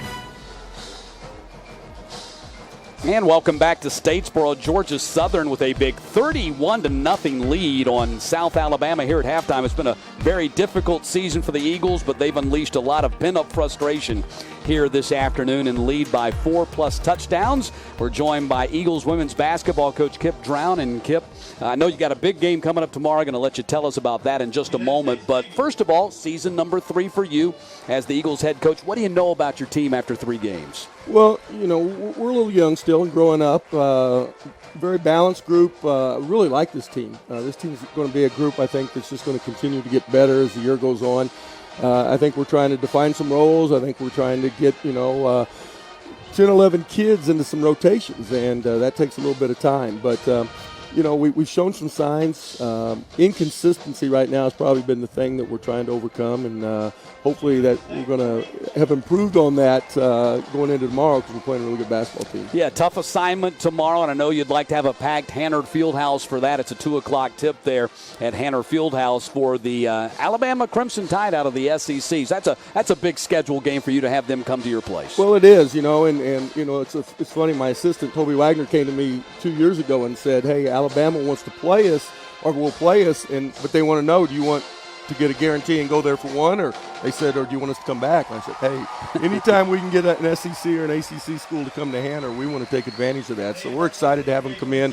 Excellent team, won 2 games in the WNIT last year, and bring all their kids back. So it'll be a really good test for us. Well, let's talk about some of your players. Alexis Folks, your senior guard, right now is your leading scorer through the first 3 games.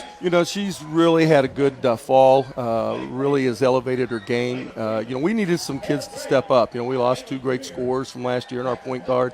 And so we needed some people to step up, and Lex has been one that's done that.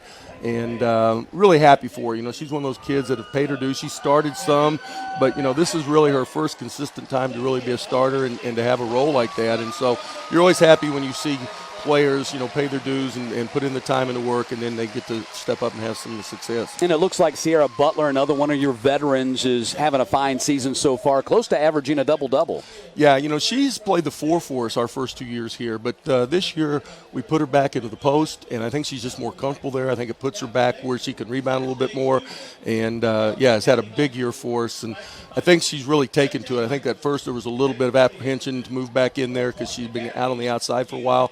but I think she's really settling in and getting comfortable. Well, the Sun Belt season starts for you the last week of December, right before the New Year's. You open on the road with Troy. How do things look in the Sun Belt for the entire conference and for your team? Well, Arlington was picked to win it, and that was my vote. They bring, I think all 5 kids back, and just have a really solid basketball team, shoot it really well, have the big kid inside and everything. But, Little Rock has played really well. They got a big win early.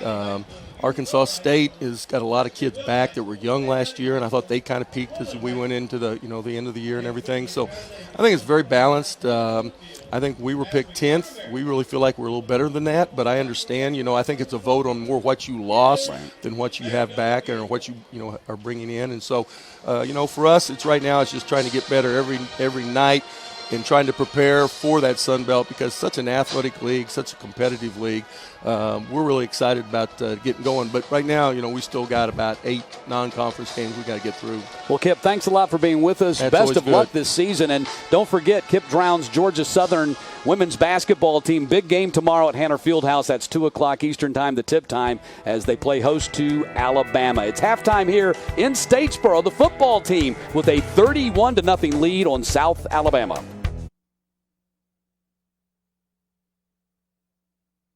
I did what you said, Doc. Changed everything.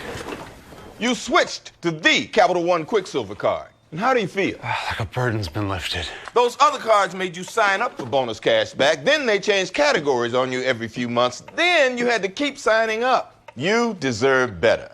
Now get out there and keep earning that 1.5% cash back on every purchase everywhere.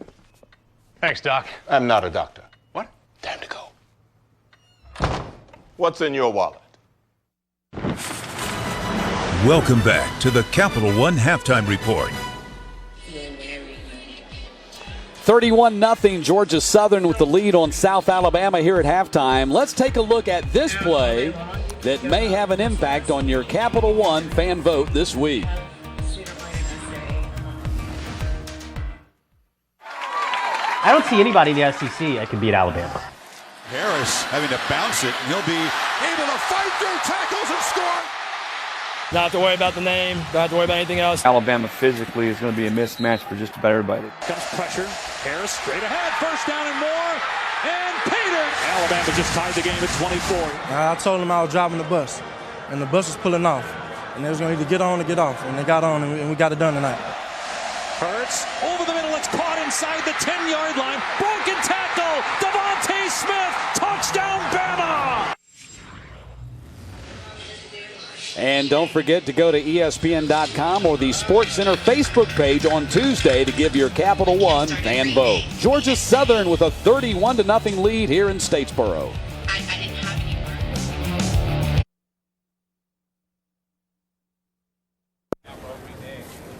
Larry, you got to get those burgers off the grill. Doug Flutie? Who threw the Hail Larry? You mean a Hail Mary? Tomato, potato, man. Those are 2 different words. Let's go, Dr. Pepper, hip! Let's go!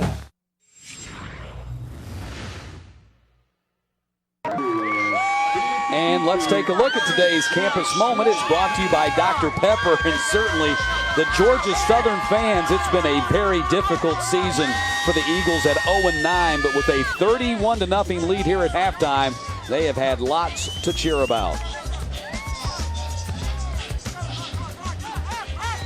And here's a look at your halftime stats, and it tells a story, Wayne, of domination by the Eagles in the first 30 minutes. And a lot of times the numbers don't tell the story. These numbers tell the story. Being able to run this option and dominate running the ball has Georgia Southern's offense been. And defensively, they have just pent this team. A lot of 3-and-outs for South Alabama. A lot of dominance on both sides of the ball. And a lot of smiles around here in the Georgia Southern faithful. Absolutely. It is. They have not had a lot to smile about this year, but with a 31-0 lead on Senior Day, the final home game of the season, a season in which they only had 4 home games total because they lost their first home game because of the hurricane when they had to move the game to Legion Field. It's just been a tough season all the way around, but for Georgia Southern, a great first half here today. And as we mentioned when we started the game at 3 o'clock, a chance to gain just a little measure of redemption. You can't make up for the whole season, but a good way to try to finish this thing out. And you mentioned that the pressure was all on Georgia Southern today in your mind, and they have responded. Ball is batted up into the air, and it ends up falling incomplete as Tamarcio Reese, the linebacker, was battling Sam Harris for the loose ball. Well, the one thing about being any kind of athlete on any kind of level is that you remember the bad moments really more than you remember the good moments. And you don't remember all the moments you participate in. But when you go through a season, you end up 0-12 or 0-16, something like that, you are going to remember that probably more than you would ever remember any winning season. Garvin goes to the air on the outside. McCray with the catch, and he's tackled at the 37-yard line. Again, Brinson in on that tackle. Monquavian Brinson has had himself one heck of a game at the cornerback position. Both corners, Kendall Vindon and Monquavius Brinson, have accepted the challenge. They're not backing off. They're not giving room. They're up in press coverage, and they are taking on these receivers, which is not a bad receiving core of South Alabama. Third down, and the ball in the air. Way has it broken up again, and there's Vildor. Kendall Vildor, you were just talking about him a few moments ago, and Zoe Constantini, the defensive coordinator, says, yeah, you're right, Monquavian Brinson has had a really good season. Vildor has been just as good. And that's what you need sometimes, that competition. Both are sophomores, and I don't want to be left out in the conversation. I don't want to be the marked man, because once the other corner gets a lot of attention, that means they're going to get a lot of balls to me, and Vildor is showing that he's ready. Waitman stands at his 23 to kick, and the left footer booms it out of there. Campbell calls a fair catch. It hits on the ground and takes a bounce for the Jags, and it's covered by Campbell at the 20-yard line, and that's where the Eagles are going to go on offense for the first time here in the second half. And once again, South Alabama coming out offensively and not being able to move the ball, not even taking a minute off the clock before they send their defense out. And halftime might be 20 minutes, but as long as they've been on the field in that first half, it's going to start wearing on them, and they're going to have to accept the challenge of getting themselves off with a couple of 3-and-outs at South Alabama. Joey Jones in his 9th season as the Jaguars coach. He's been the only coach this program has ever had as they started it from scratch. But will this be his final season as the Jags head coach? The toss goes to the outside, and Miles Campbell races up to the 38-yard line and picks up the first down. Mark Mashad, the big wide receiver, out on the edge blocking. But once again, no one is coming close to these runners when they get to the edge. They're literally turning upfield with nobody in front of them. And I think the biggest surprise on that list is the tight end Richardson with 68 yards receiving in this game on 2 catches. Wirtz dives up to the 44.5-yard line. Richardson had only 41 yards receiving for the entire season, and he's got 2 catches for 68 today. And that's where you are in the season. You haven't won a game. You're trying to put people in the rotation, get the ball to people that you think want to play hard, and Richardson has been one of those people today. 2nd down and 4. Ball is at the 44.5-yard line. Again, the Eagles are moving on offense, and they've been able to do this all afternoon long. This looks like the Georgia Southern team that you've been accustomed to seeing the previous 3 years in the Sun Belt. Wirtz running pitch to the outside and keeps it instead. Across the 40, across the 30, and Wirtz finally on the ground at the 15-yard line as he nearly broke it all the way. Malcolm Buggs and Darian Mills making the tackle way downfield, but a huge gainer for Shai Wirtz as he's lined up and ready to snap it again. And I know it's all about the last 40 yards of this run, but it all starts with how clean they're getting to the edge. No quarterback is even having really to negotiate. They're negotiating safeties and corners, not defensive ends or linebackers. That was a 40-yard pickup for Wirtz, and then they run Wesley Fields for a couple of yards with Trey Alford and Bull Barge making the tackle. But Georgia Southern threatening to go up 38-0 here early in the third quarter. Wirtz now with his 3rd 100-yard rushing game in his redshirt freshman season. Handoff goes to Ramsby, and Ramsby rams his way inside that 10-yard line with Jeffrey Watley making the tackle. And it's going to be 3rd down and about 4, maybe 3.5 after that run by Ramsby, who's already punched it in for a couple of touchdowns today. The blocking up front, we have to talk more about that. This offensive line of Borton, Wilson, Colbert, Rainey, they're holding their own. They're knocking people off the ball. And when you can have the kind of runners that they have in the backfield come clean, you can see the kind of yardage they can make. Nothing for Ramsby that time. McWilliams hit him low and Bull Barge hit him high. And now it's going to be 4th down, and let's see if the Eagles go for it here. I believe they're going to on 4th down and 3. They're 1 for 2 on their 4th down conversions here today. Got them on the ropes as Georgia Southern trying to really take advantage of this great field position and put a beautiful drive here of executing the option. Wirtz rolling, throwing, and it's caught inside the 1-yard line, and that is a touchdown. Malik Henry with the catch, and then he spun and got the ball to break the plane of the goal before going out of bounds, and it's 37-0. At the end of the first half, Malik Henry dropped the pass, kind of thinking almost that he was about to score and throw a move here. The ruling of a touchdown secures is the under further catch review. and has the mindset to turn quickly and knock down the pylon. The play is under review on the touchdown pass from Wirtz. And we'll take a look at it ourselves. Let's see if he was able to break the plane of the goal before going out of bounds. Nice delivery of the ball. He catches it, secures I think he did. it. I don't see his knee hitting the ground as he dives for the pylon. And remember, that's all has to happen is the ball hits right there. That's a touchdown. Yeah, I think that's a touchdown. And what a role reversal here for Malik Henry. He had only 3 catches in his career coming into this season. Catches the ball clean right there, sticks it out. Ball already secured catch. Nothing I see right there, Matt, to change it from being a touchdown. Once again, both feet are in. You look for that first. He secures the catch. He controls the ball. He's putting the ball across. Ball doesn't come out of his hand until it hits the ground. Nothing from our angle that says that's not a touchdown. And here's Jason Autry with the decision. After further review, the ruling of a touchdown is confirmed. Well, that made the folks here at Paulson Stadium happy. Shai Wirtz with his 5th touchdown pass of the season. And for Malik Henry, the first career touchdown pass for him in his junior year.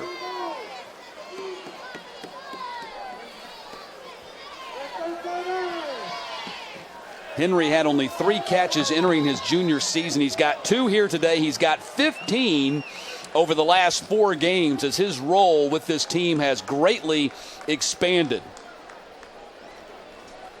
As has this Georgia Southern lead, now 38-0. Unbelievable. Not unbelievable that Georgia Southern's winning like this. We all thought they had the talent to put a game like this together. They just had not done it so far this season. Much to the Jaguars' chagrin, they've done it here today.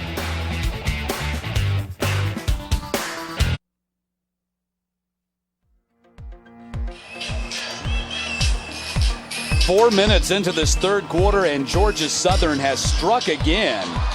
A 7-play, 80-yard drive, 8-yard touchdown pass from Shai Wirtz to Malik Henry on 4th down. And it's now 38-0. 441 yards of offense for the Eagles. And Wayne, the onslaught just continues. It's been a near perfect game for Georgia Southern. And usually you can't say that, but really no real big penalties other than the celebration by L.A. Ramsby.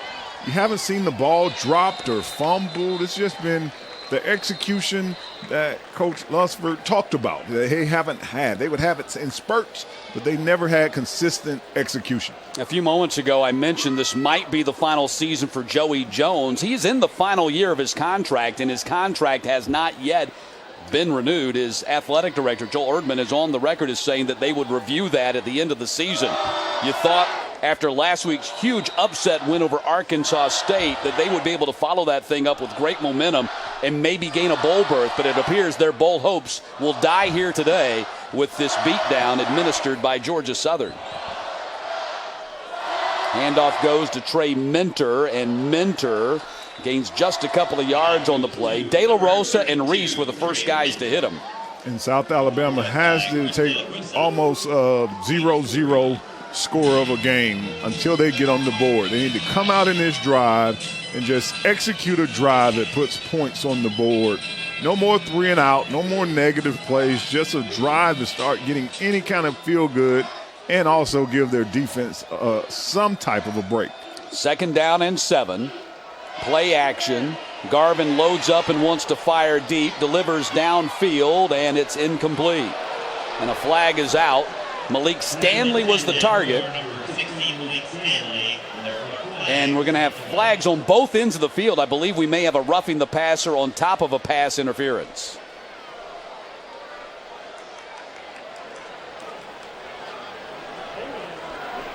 Cole Garvin took a lot of punishment in last week's upset win against Arkansas State. Joey Jones said it was one of the gutsiest performances they'd ever had. There are multiple fouls on the play. Personal foul, roughing the passer, low hit on the quarterback, defense number 33. That penalty is declined. Pass interference, defense number 4. 15-yard penalty, automatic first down. Well, Reese was called for the roughing the passer, Brinson for the pass interference, so that'll give the Jaguars a first down, and we'll see where they spot it. It will be the 43-yard line after the mark-off. Remember, in college football, pass interference is not a spot of the foul penalty. And even though there was pass interference there, Brinson and Vildor have been tight all day. There's very little room for these receivers to catch the ball, and you have to live with some of those sometimes of pass interference with that kind of coverage. No running room for Carlos Robinson as he gets driven back after a pickup of about 1.5 yards. Lane Ecton was the first guy there to lead that Georgia Southern defense. And when you look at this play, you can tell who's winning this game. Look how many blue jerseys are in the frame versus gray jerseys. We're talking about 8-9 bodies of Georgia Southern tackling this ball, while 6 or 7 bodies of South Alabama are just walking over to the pile. That lets you know where the energy level is on the field right now. And one of their guards, Datavius Taylor, is slow getting off the field, the junior out of Pearl, Mississippi High School by way of Hines, Mississippi Community College.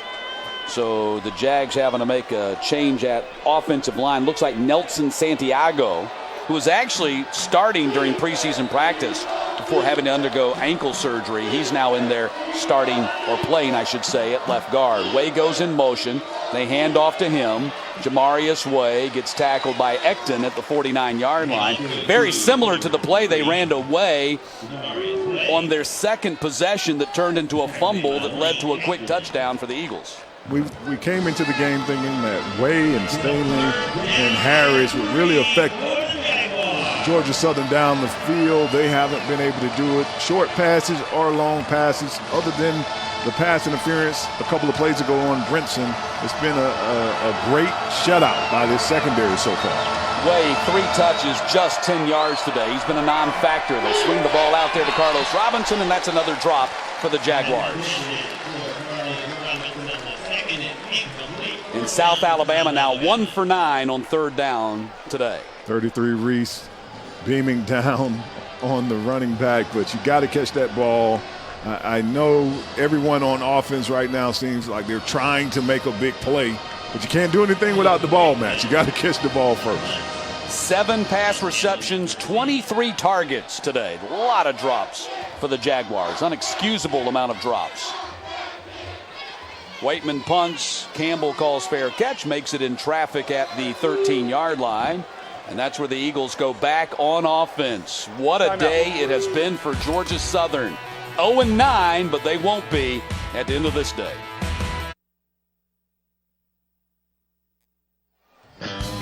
38-0, Georgia Southern leading South Alabama. Here's a look at the Sun Belt standings. We showed those to you because right now Arkansas State leads Texas State 16-6 at the end of 3 quarters. So if the Red Wolves hold on and win, Wayne, there will be a 4-way tie for first place in the conference with 2 weeks left in the regular season. Troy, Georgia State, App State, and Arkansas State would all be 5-1. Cato Brown in their quarterback for the Eagles, and he gets wrapped up and dropped by Daryl Sanji after a pickup of maybe 1 on the play. And this is when you tell a lot about the character of your team. When you're down 38-0, who is going to continue to play and try to make plays. It shows maturity, especially for those returning players of who are going to get playing time next week and on throughout their careers at South Alabama. So 2nd down from the 14-yard line. Cato Brown going to fire out this way. It's complete to Wesley Fields, and Fields out of bounds. Riley Cole nicked him just enough to drive him beyond the boundary. Going to bring up a 3rd down in about 7.5. Execution has been the name of the game today for Georgia Southern, especially running the option. It has looked clean, it's been crisp, and it has been fast.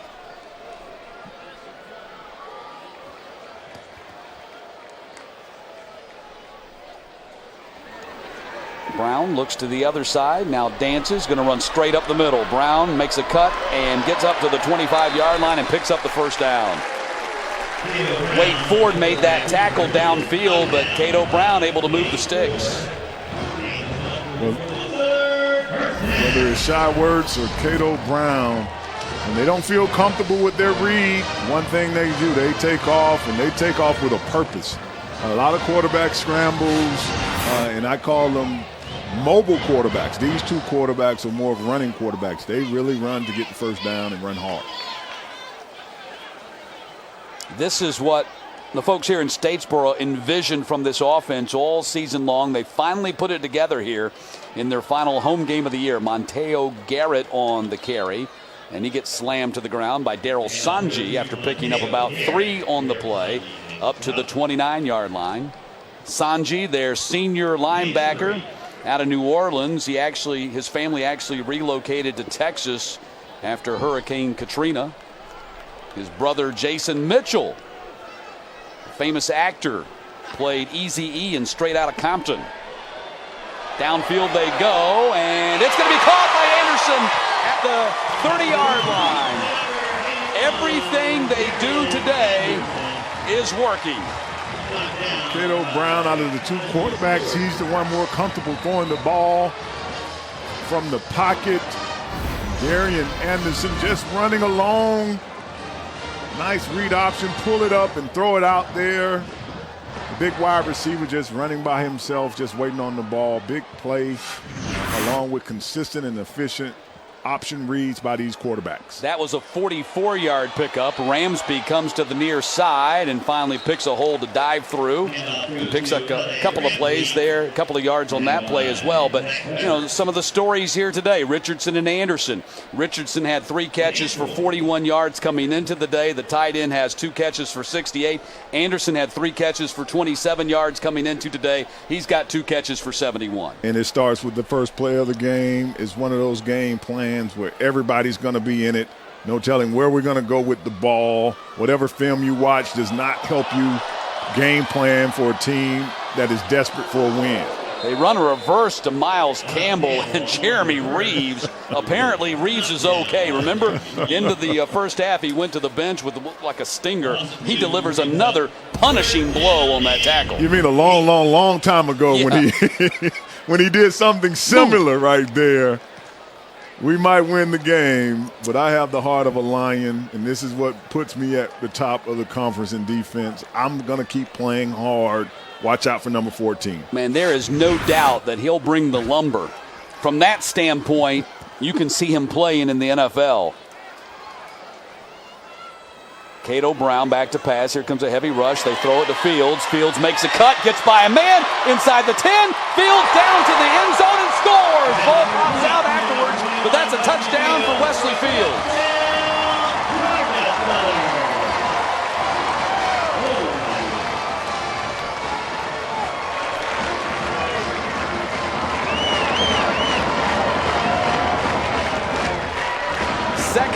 touchdown of the day for Wesley Fields. It is 44-0. Man, I know during the week we talked about Campbell and Garrett and those guys, Kennedy being great out in space. Wesley Fields and L.A. Ramsey, they're okay out in space themselves. This is the running back combination that Georgia Southern felt like they could compete with this season. Hasn't been there through the first 9 games, but it's definitely here today with Wesley Fields and L.A. Ramsey.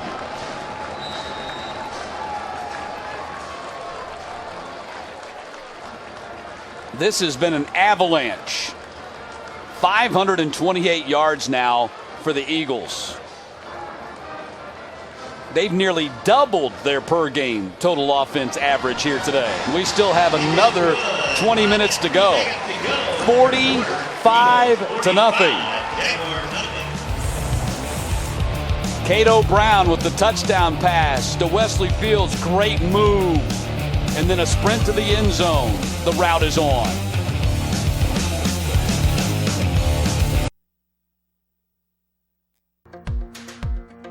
Two touchdowns today for Wesley Fields. 139 yards of offense, 13 carries for 111, and a couple of catches for 28. Capping an 8-play, 87-yard drive. Took another 4 minutes off the clock. Route is on, 45-0. One thing we know about this Georgia Southern team is they're 0-9 on paper, but they're not 0-9 in talent. It's not that there's a lack of talent here that puts them at 0-9.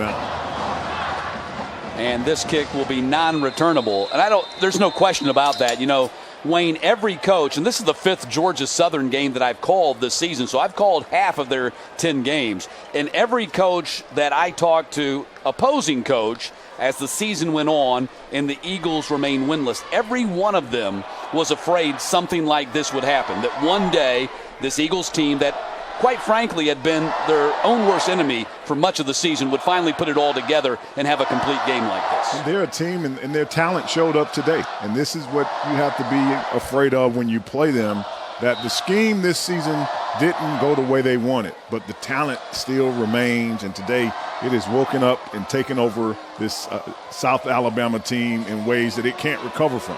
Garvin fires in the middle of the field. That's complete to Jalen Wayne, the freshman, and Wayne across the 50-yard line and all the way down to the 41. Jalen Wayne, who is a freshman wide receiver that they moved to running back this week because of the depth issues they have at that position, makes a big play the first time he touches the ball. And I like how South Alabama is approaching this. A lot of times you're down 45-0, you see a team just jump into 2 minutes as though they're going to get something and make the comeback in one drive. This team, the first time they've really crossed the 50 without a penalty all day, is just trying to execute and get some good feeling and good vibe. I don't know where Jalen Wayne's been all season because he's a good-looking guy at 6'2", 210. Man, he's kind of rocked up, isn't he? He looked good on that Ball catch start. and run. Offense, number 57, 5-yard penalty, first down. I tell you, Matt, to echo your sentiment, sometimes even from our vantage point, until you look down at the sheet, you think some of these receivers are tight ends. The size of them look like they're tight ends until you look at what position they're listed in. Well, Jalen Wayne was a running back in high school at Spanish Fort High School, but also played some wide receiver, and he'd been a wide receiver here on the roster this year as a freshman. And now he lines up in the slot. Heavy rush. Garmin going to go back to Jalen Wayne, and Wayne got hit right away by Joshua Moon. And that time, that was, Garvin had to get rid of it. It was like a fire sale right there. He had to get rid of that thing in a hurry, and Wayne didn't have much of a chance to make a catch on that. Unblocked Todd Bradley comes through.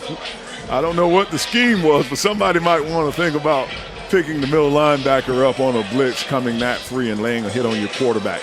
Well, a week after 343 yards passing, a career high for Garvin, he's been held to 102 today on 8 of 25, and a lot of drops by his targets. Heavy rush. Bradley hits Garvin as he delivers downfield. And again, Garvin takes a shot. He might sue for non-support. I mean, he is taking a beating right now. The protection either is sliding away, and Garvin feels like he's going to get the ball out of his hand fast enough. Todd Bradley is coming like he's running a combine 40 and delivering a hit. Can't take too many of those. And Garvin standing in the way between him and the finish line. And he's going to run right through him. Third down, 18 drops for the Jags today. And again, Garvin has to get rid of it as he had Raymond Johnson breathing down his throat. And it's fourth down. The freshman decided, hey, Bradley, let me get a chance to rush the quarterback. Raymond Johnson coming off the edge, unblocked once again. And when it's going good, everybody once again, and from the beginning of this game, all phases have been engaged, and that's why it's 45-0. This game has turned into a dumpster fire for South Alabama. Everything that could go right for Georgia Southern has, in large part because they've made it go right, and the exact opposite, the vice versa for South Alabama today. Ball hits, kicks, and was it saved by South Alabama? Looks like we're going to have a touchback. Matt, I think you. Or they're going to spot it at the 1. Okay, they did get it down. I think you're spot on, Matt, about this isn't one of those we blocked a field goal, ran back a punt. This has been between the lines, put your hand down, and Georgia Southern is just playing better and faster and harder. Great job by South Alabama on that punt coverage right there as Devin Rockett was able to keep it from getting into the end zone, and they down it at the 1 yard line. 8 punts, a 44.5 yard average for Corliss Waitman today. And he's been one of the few, maybe the only bright spot for South Alabama. And we're talking almost 2.5 edge in time of possession. 30 minutes close to 10 minutes for South Alabama. So the Eagles at their 1 yard line. Wirtz in there at quarterback, just going to run off of tackle and pick up about 4 yards on the play. And that's the basis of Georgia Southern's offense. It is one of those 4 yards of play kind of system, create options by getting to third and short, and they have taken advantage of it today. Right here, you're just trying to first and foremost push the ball out for enough to get a good, secure punt, and then you go from there. So 2nd down and 4. It's got to be more than that. That's what it clock's read, but that's not right. Wirt going to cut back, and he's going to take a loss back at the 1.5 yard line as Finesse Middleton made the tackle. I'm sorry, it was 2nd down and 8, and now it's going to be 3rd down and more than that. And a man down right now for Georgia Southern. And I think Shai Wirtz, he's slow to get up after taking that shot there from Finesse Middleton. You know, they call the Sun Belt the Fun Belt. Sometimes it's just the crazy belt. You look at South Alabama, they have handed Troy and Arkansas State their only conference losses of the season. And then they come out here today against a winless team in the conference, Georgia Southern, and they're getting beat 45-0. Games like this remind us that we're dealing with a bunch of 18, 19, 20-year-olds. We're laying our hat to victory on a lot of younger players.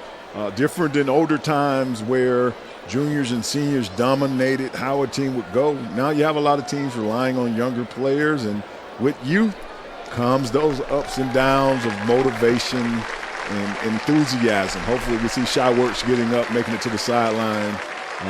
He's put on a lot of work today, passing the baton over to Cato Brown right there. Yeah, Wirtz with 223 yards of offense today. 5 of 10 passing for 110, 14 carries for 113. He's accounted for 2 touchdowns, 1 running, 1 passing. As Cato Brown comes in, it's 3rd down. Nothing doing on that short 3rd down run right there. Ramsby got a couple on the play, 4th down, and the Eagles have to punt. Created a little space to give the punt a little room, so he's not having to be feet on the outline. But you couldn't ask for a better situation in South Alabama, 3 and out. able to force a punt to at least get the ball at midfield. Samori Collier is now deep at the 46-yard line. And Flynn punting for the third time out of the back of his end zone. They come after it. He gets out of there. He gets it out of there. And Collier calls a fair catch. Did he touch that thing? The ball's still kicking around and down at the 46-yard line. Apparently he didn't, so the Jags will get it there at the 36. The Eagles thought that he'd reached out there and actually touched that thing. It was coming down out of the air. And we'll see if they review this at all. Eagles thought that the Jags had touched it, that Collier had touched it. Apparently not the case. It's illegal touching by the kicking team. South Alabama will take the spot there, first down. So they're going to spot the ball at the 32-yard line. So the Jags will take over there. Yeah, so he calls fair catch, and yeah, he did touch it, but they interfered with his fair catch. That's why the Jags take over at the 32. Garman going to the air. Way is there. Jump ball, and it's intercepted by Vildor.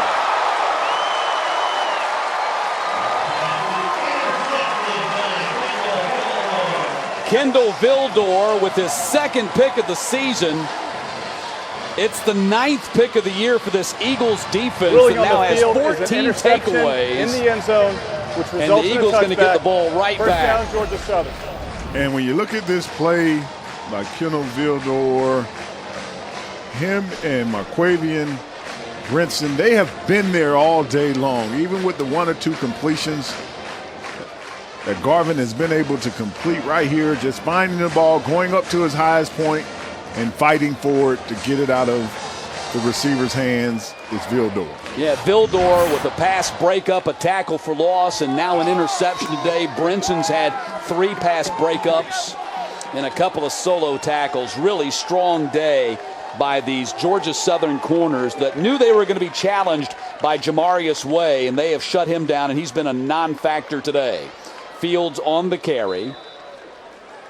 Picks up maybe a yard on the play. Sanji was in on that tackle, along with Devin Rockette.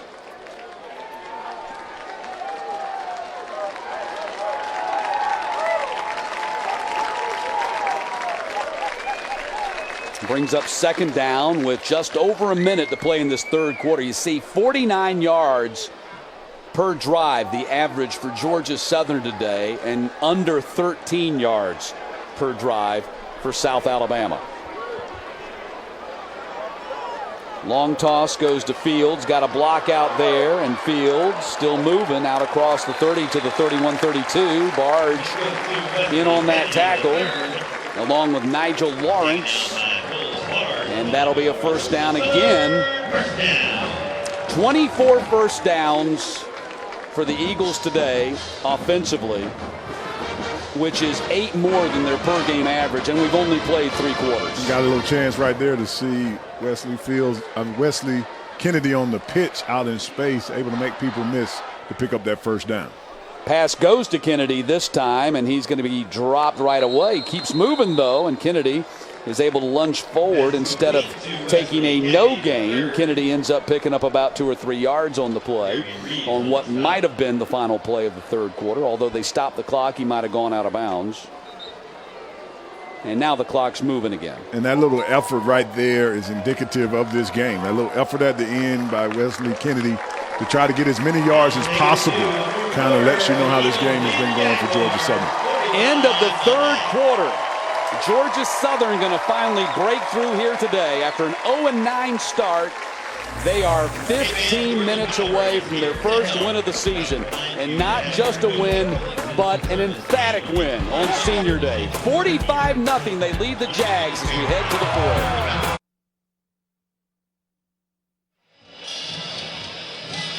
Chad Lunsford took over as Georgia Southern's head coach October 22nd when Tyson Summers was fired after the 0-6 start. And finally here on November 18th, a chance to have a big, wide grin on his face as his Georgia Southern Eagles take a 45-0 lead to the fourth quarter here at Paulson Stadium. Shai Werts, who was shaken up just a moment ago back in there at quarterback. He throws short to Wesley Kennedy, who picked it up, and apparently that was a live ball, a lateral, so Kennedy stayed with it. They actually lost a couple of yards on the play, but a heads-up play by Kennedy not to just let it roll around down there. And that smile by Coach Lunsford, it's not like he flew in here after they were 0-6. He's been here this whole time. Yeah. Sometimes when you say interim coach, you forget that I've been here since day one. So I'm happy to get a win, too, here in game number 10. And he's been here longer than anybody else on this coaching staff. He's in his 9th year, 2 separate stints here with the Eagles. His 9th year, he worked with 4 different head coaches and finally got a chance to be the interim. Werts takes a shot as he fires to Kennedy over on the far sideline. And let's see if Werts is okay. Gets up off the deck. Took a big hit right there. Lunsford had been on the staffs here with 4 different coaches, Jeff Monken, Willie Fritz, and Tyson Summers in this current run of 5 years, and then 4 years prior to that with Mike Seawalk back between 2003 and 2006. So Lunsford knows what Georgia Southern football is supposed to be about. And that was one of the reasons why they elected to make him the interim head coach, because he's been here longer than anybody else. And he knows, like I said, what Georgia Southern football is supposed to look like. Big punt right there by Matt Flynn. He's one of the 8 seniors, and he gets a standing ovation today as well. A booming kick by Matt Flynn right there. One of the 8 seniors playing their final game at Paulson Stadium today. And they'll be telling stories about this the rest of their life, about this one game and how they dominated at home. As I said, especially for athletes, your senior year in high school and your senior year in college, most of those years before kind of blur, but you kind of have a true roadmap on how those seasons went. Didn't go how they wanted here at Georgia Southern this year, but this win shows a lot of heart and a lot of pride. Dallas Davis now in there at quarterback for South Alabama. He delivers a strike to Jamarius Way, who is tackled at the 18-yard line by Jay Baldry. And Way picks up a first down at the 30, or pardon me, at the 20 is where they'll spot it. So Dallas Davis looks like he'll play this one out. Davis, the junior out of Panama City, who was the starter the bulk of last season. He and Cole Garvin have kind of rotated in the starting job here this season. Pass is complete at the 30-yard line as they get it to David Gardner. Brinson making the tackle for the Eagles. And Garvin and Davis have kind of shared the job this year because both have been equally ineffective. They would follow up a big game like Cole Garvin had with a poor performance. Although, look, I'm going to be the last one to say this is on Garvin today. He's had a lot of drops by his wide receivers. At last count, I think we said 18 or 19 drops by his intended targets today. Right up the middle, Dallas Davis on the run to the 44-yard line.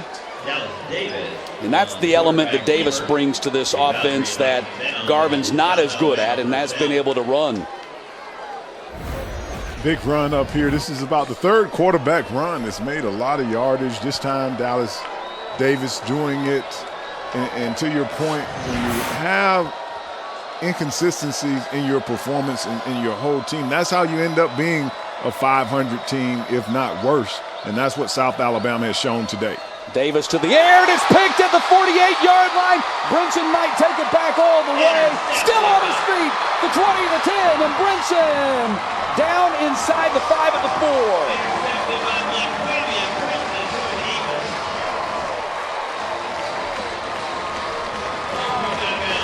Well, we've said it about 20 times, but what a day by these Eagles cornerbacks.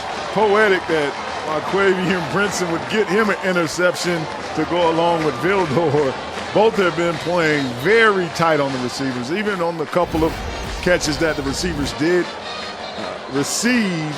They've always been blanketed right there. Just finally, I'm going to jump this time, get in between the receiver and the ball, and right here at the end, once again, that extra effort shows how Georgia Southern came in and got this score to 45-0. 4th interception of the season for Brinson. Now Cato Brown under center. Kennedy goes in motion. Cato Brown going to keep it himself, and he dives down to the 1-yard line after Barge hit him in the backfield.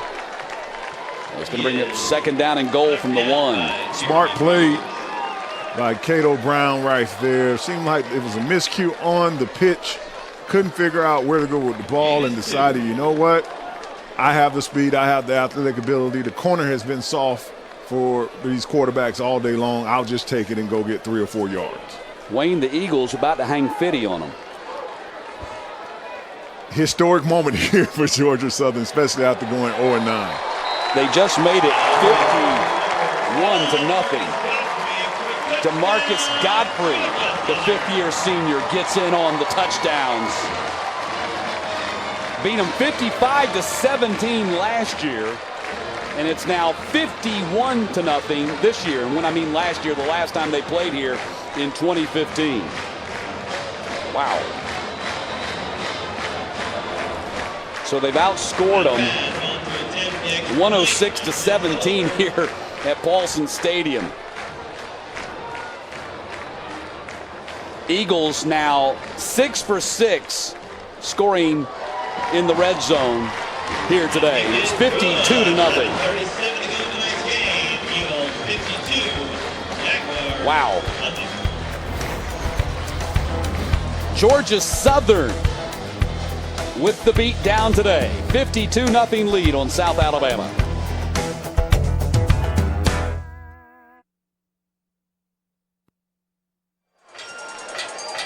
Last time Georgia Southern's offense had more than 500 yards in the game was their GoDaddy Bowl victory over Bowling Green back in December of 2015. Today they have 531 yards, 230 in the air, 301 on the ground.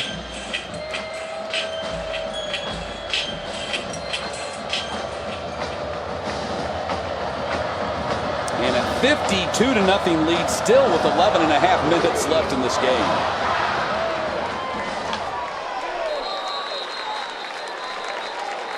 Let me correct myself. The stats just updated. 544 total yards for Georgia Southern now today. Flag down on the play as the ball is going to be brought out to the 25-yard line.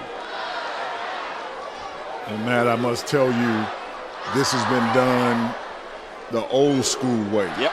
This isn't been one of those games with a whole bunch of trick plays and somebody slipping and tipping the ball to someone. This has been a good old-fashioned, I want my victory more than you want your victory. And Georgia Southern, in a classic way, has run and score up the 52-0. Well, remember how we started the game at 3 o'clock. I asked you the question, which emotion was bigger here? Was the emotion of trying to get that first win, gain a little bit of redemption this season? Was that bigger than trying to get a win necessary to take another step towards a possible bowl berth? Well, I think we've seen the answer emphatically here today. And why I said Georgia Southern when I answered that question, because it was at home. Yeah. If it had been trying to get the win on the road, but to leave here and know you were at home with a chance to get a win is another emotion. And for these seniors and for these returning juniors and even for the coaching staff, nobody wants that part of their bio. We do have Wikipedia nowadays, so nobody wants to see that in their page of an 0-12 season. Well, they won't have to see it here for Georgia Southern. Davis fumbles the ball. It's still loose down there, and I think he got on top of it at the 11-yard line.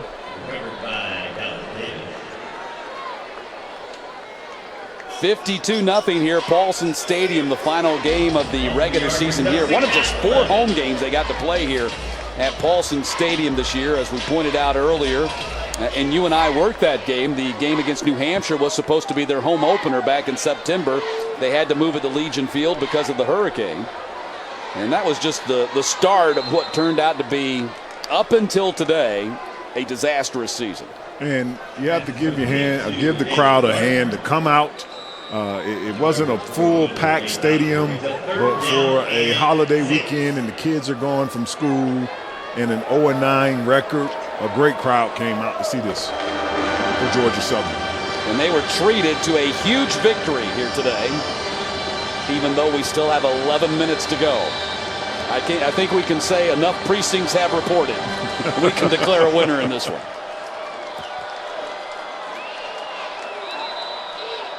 Play again gets blown dead. Georgia Southern has 2 more games remaining. Both of them will be on the road. Ball start. Offense, number 57. 5-yard penalty, 3rd down. So the Eagles will be at Louisiana next Saturday. That game's a 5 o'clock Eastern start on Watch ESPN, and then they close out their season at Coastal Carolina on December 2nd. South Alabama has only 1 game remaining. They're off next weekend, and then they'll close out their season at New Mexico State on December 2nd. This loss here today guarantees they cannot become bowl eligible. Heavy rush as Davis stands in and delivers downfield to Jameer Taylor, who makes the grab close to the sticks at the 25-yard line. He does move the sticks. 3rd catch of the season for Taylor is good for a 1st down. He is slow to get up. And you see a couple of reserves starting to trickle in for this Georgia Southern defense.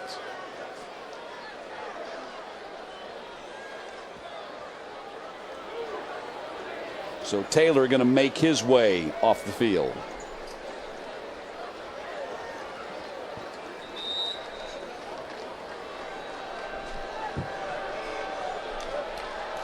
So 1st and 10 from the 25-yard line.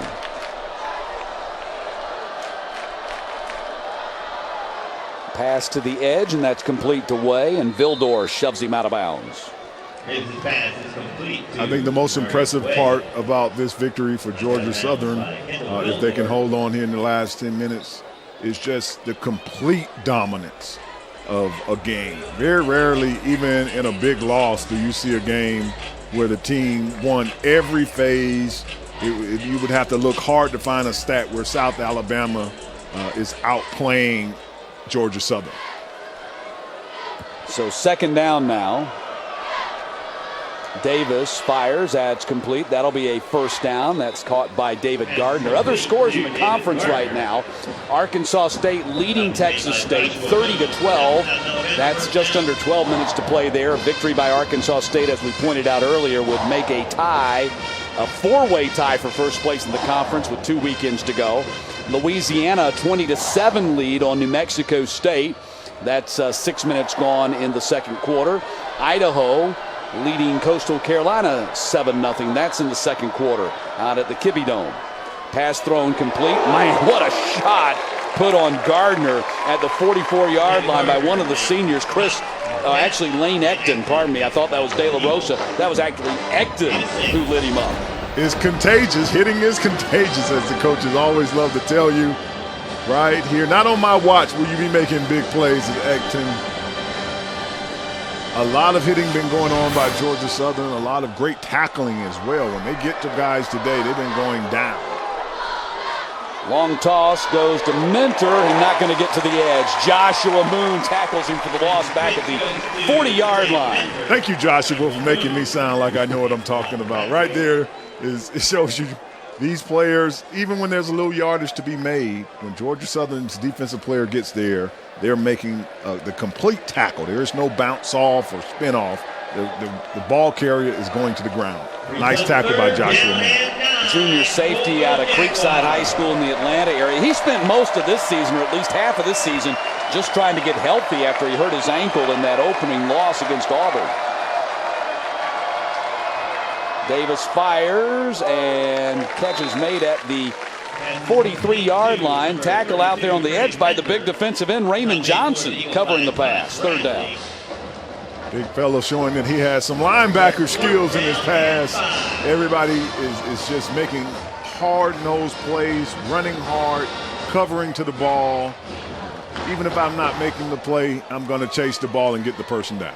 So the Jags going to punt again. This will be punt number 9 for Corliss Waitman today. For the Jaguars. 44.5-yard average for Waitman.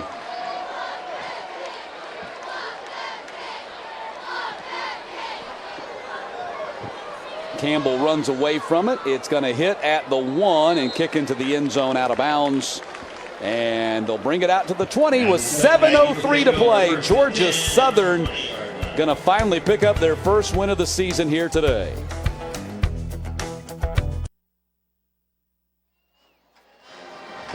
The Georgia Southern mascot, Freedom the Eagle, getting selfies here, signing autographs. I guess the handler actually signs the autographs for him, unless he just uses one of his talons to mark the paper. Matt, how much do you think Freedom charges for a photo shoot? As much as his handler charges. LeBaron Anthony now in there at quarterback, the third teamer for the Eagles, getting a chance to play here. Tosses the ball to Monteo Garrett. He stepped out of bounds at about the 27-yard line. So LeBaron Anthony, fourth-year junior out of not too far away, Hinesville, Georgia, played his high school ball at Bradwell Institute. Started his college career at West Alabama. So with a 52-0 lead, he's getting a chance to run the offense here in the fourth quarter.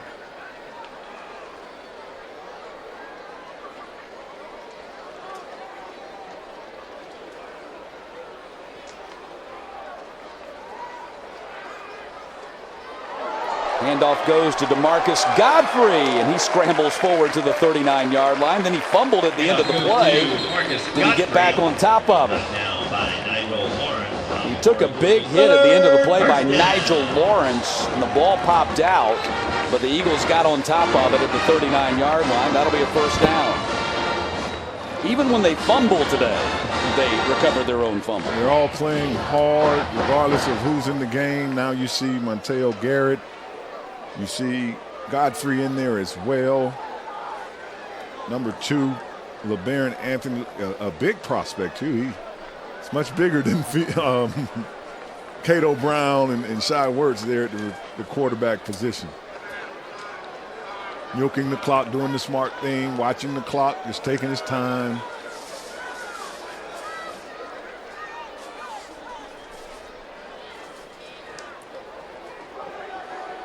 Handoff goes to Garrett.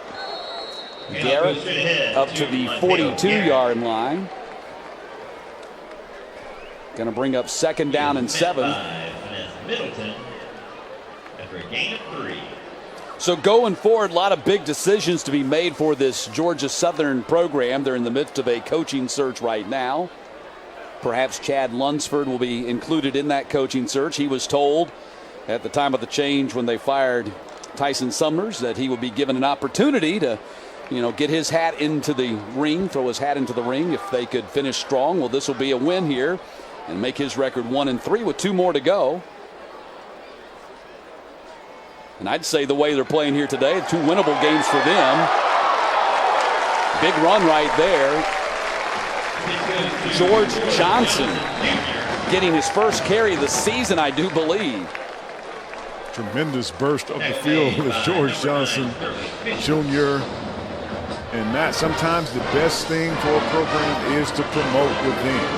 Someone who's been around, they know the culture, and they know the team. And a lot of these talented players, especially the Shai Werts, will be back next year.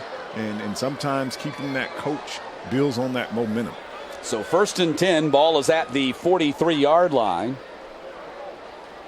Handoff goes to Godfrey. And Godfrey runs off tackle and picks up maybe 1 yard. And as we pointed out, he came in, took the job. He lost to Troy, lost to Georgia State, lost to App State. Those 3 teams are in a 4-way tie for first place at the top of the conference. Played South Alabama here today. He's going to pick up at least a 52-0 win. It's a big lopsided win regardless of what the final score ends up being. And then you've got a game at Louisiana next week. Let's say you win that game big. And then you go on the road and you finish out at Coastal Carolina, a team that's winless in the conference right now, get a win there and finish up 3-3 with 3 big wins. I think there might be some momentum for Chad Lunsford in the coaching search. We'll wait and see what happens.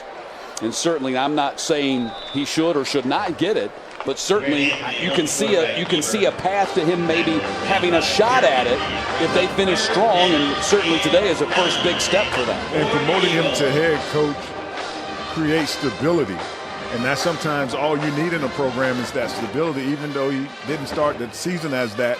To return, he's already a name here. And as we just spoke about a little earlier with someone like a Miles Campbell in his career here, to have 5 different head coaches, at some point it will catch up to you. And a lot of times those coaches move on because of success, like Will Fritz down in Tulane. But sometimes just having continuity also is needed, and that's what Lunsford brings here. Someone, a familiar face to the people and the players. First charge. So a timeout on the field with 2:36 to play, and the Eagles up 52-0.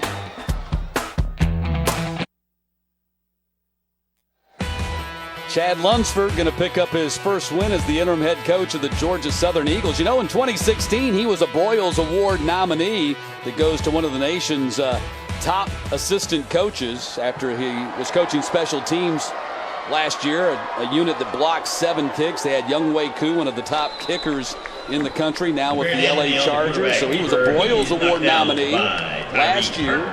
Scout named him the 2016 Sun Belt Best Recruiter in the conference. So the guy's got a resume, and the whole reason why he was promoted to be the interim head coach in the first place was because he is so familiar with the program. He's been here. And I would be very surprised in the next couple of days, if not tonight, if Coach Summers doesn't give him a call and say congratulations. Oh, absolutely. You know, Tyson Summers is a great guy. To call and congratulate him of being around here as long as because he's been through all those changes that we talked about, all the different coaches, and has that temperament that Georgia Southern may need. And we know one thing.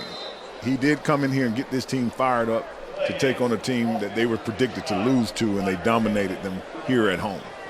And I got a chance to exchange some text messages with Coach Summers after he was let go back in October. And let me tell you, I mean, one of the guys right now who's most proud of this program is Tyson Summers. These are his guys. These are the guys that he'd been coaching for the last year and a half. And Tyson will land on his feet, no doubt about it. And I know somewhere he's keeping up with this score, and he's happy to see these Georgia Southern Eagles finally pick up a win here tonight. Fair catch is called for and made inside that 10-yard line. So that's where the Jaguars are going to go on offense for the final time here today.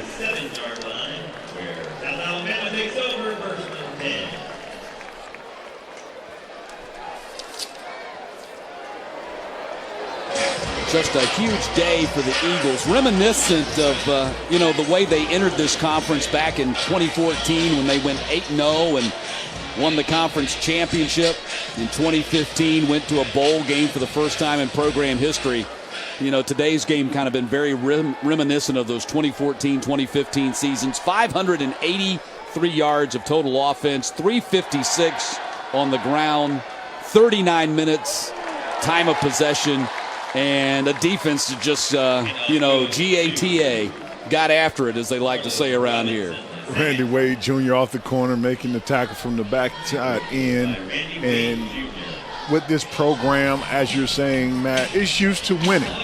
So, and we do know the talent. So never be surprised when a talented program that's used to winning bounces back fast. Sometimes you just have that one off year. We see a lot of programs like the Miami Hurricanes bouncing back real quick because they're known for being a good team, and sometimes you just fall into a little drought. And like I said, this is the 5th game out of 10 that I've called here for the Georgia Southern Eagles on ESPN this season. And all the way leading up to the point where Tyson Summers got let go, he kept telling us every week that this team is getting better, that it's getting close. He just didn't get to stick around long enough to see it happen. But they finally put it all together today. And congratulations to them, because it's been a long, bitter season for a very proud program. And today, at least for the 60 minutes here today between the white lines, they had a chance to maybe put some of that hurt away with a big win.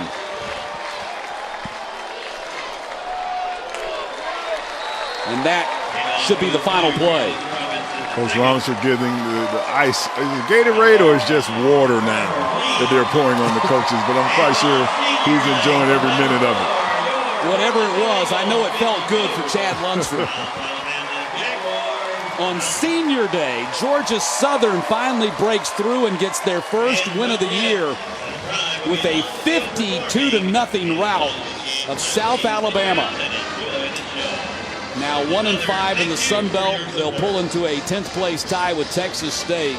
And Chad Lunsford, who stayed positive throughout in very difficult circumstances, he's had a message of positivity. He's got a big smile on his face. In a beautiful, dominant game by Georgia Southern. Each phase can go into the meeting Monday and feel great that they contributed offensive and defensively.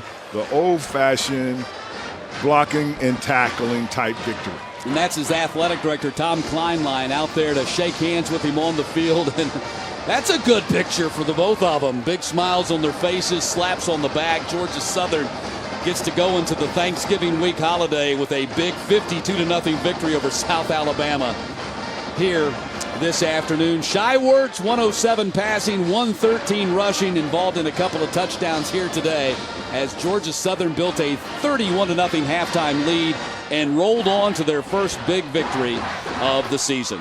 All games airing on the ESPN networks are streaming live on the ESPN app.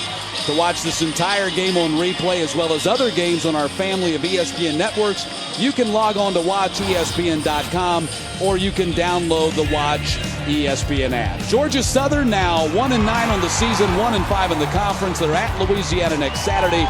South Alabama falls to 4-7 overall and 3-4 in the conference. And now for Wayne Gandy and the entire ESPN team, I'm Matt Stewart. Good night from Statesboro, Georgia, where the Eagles finally break through with a big 52-0 victory over South Alabama. This has been a presentation of ESPN.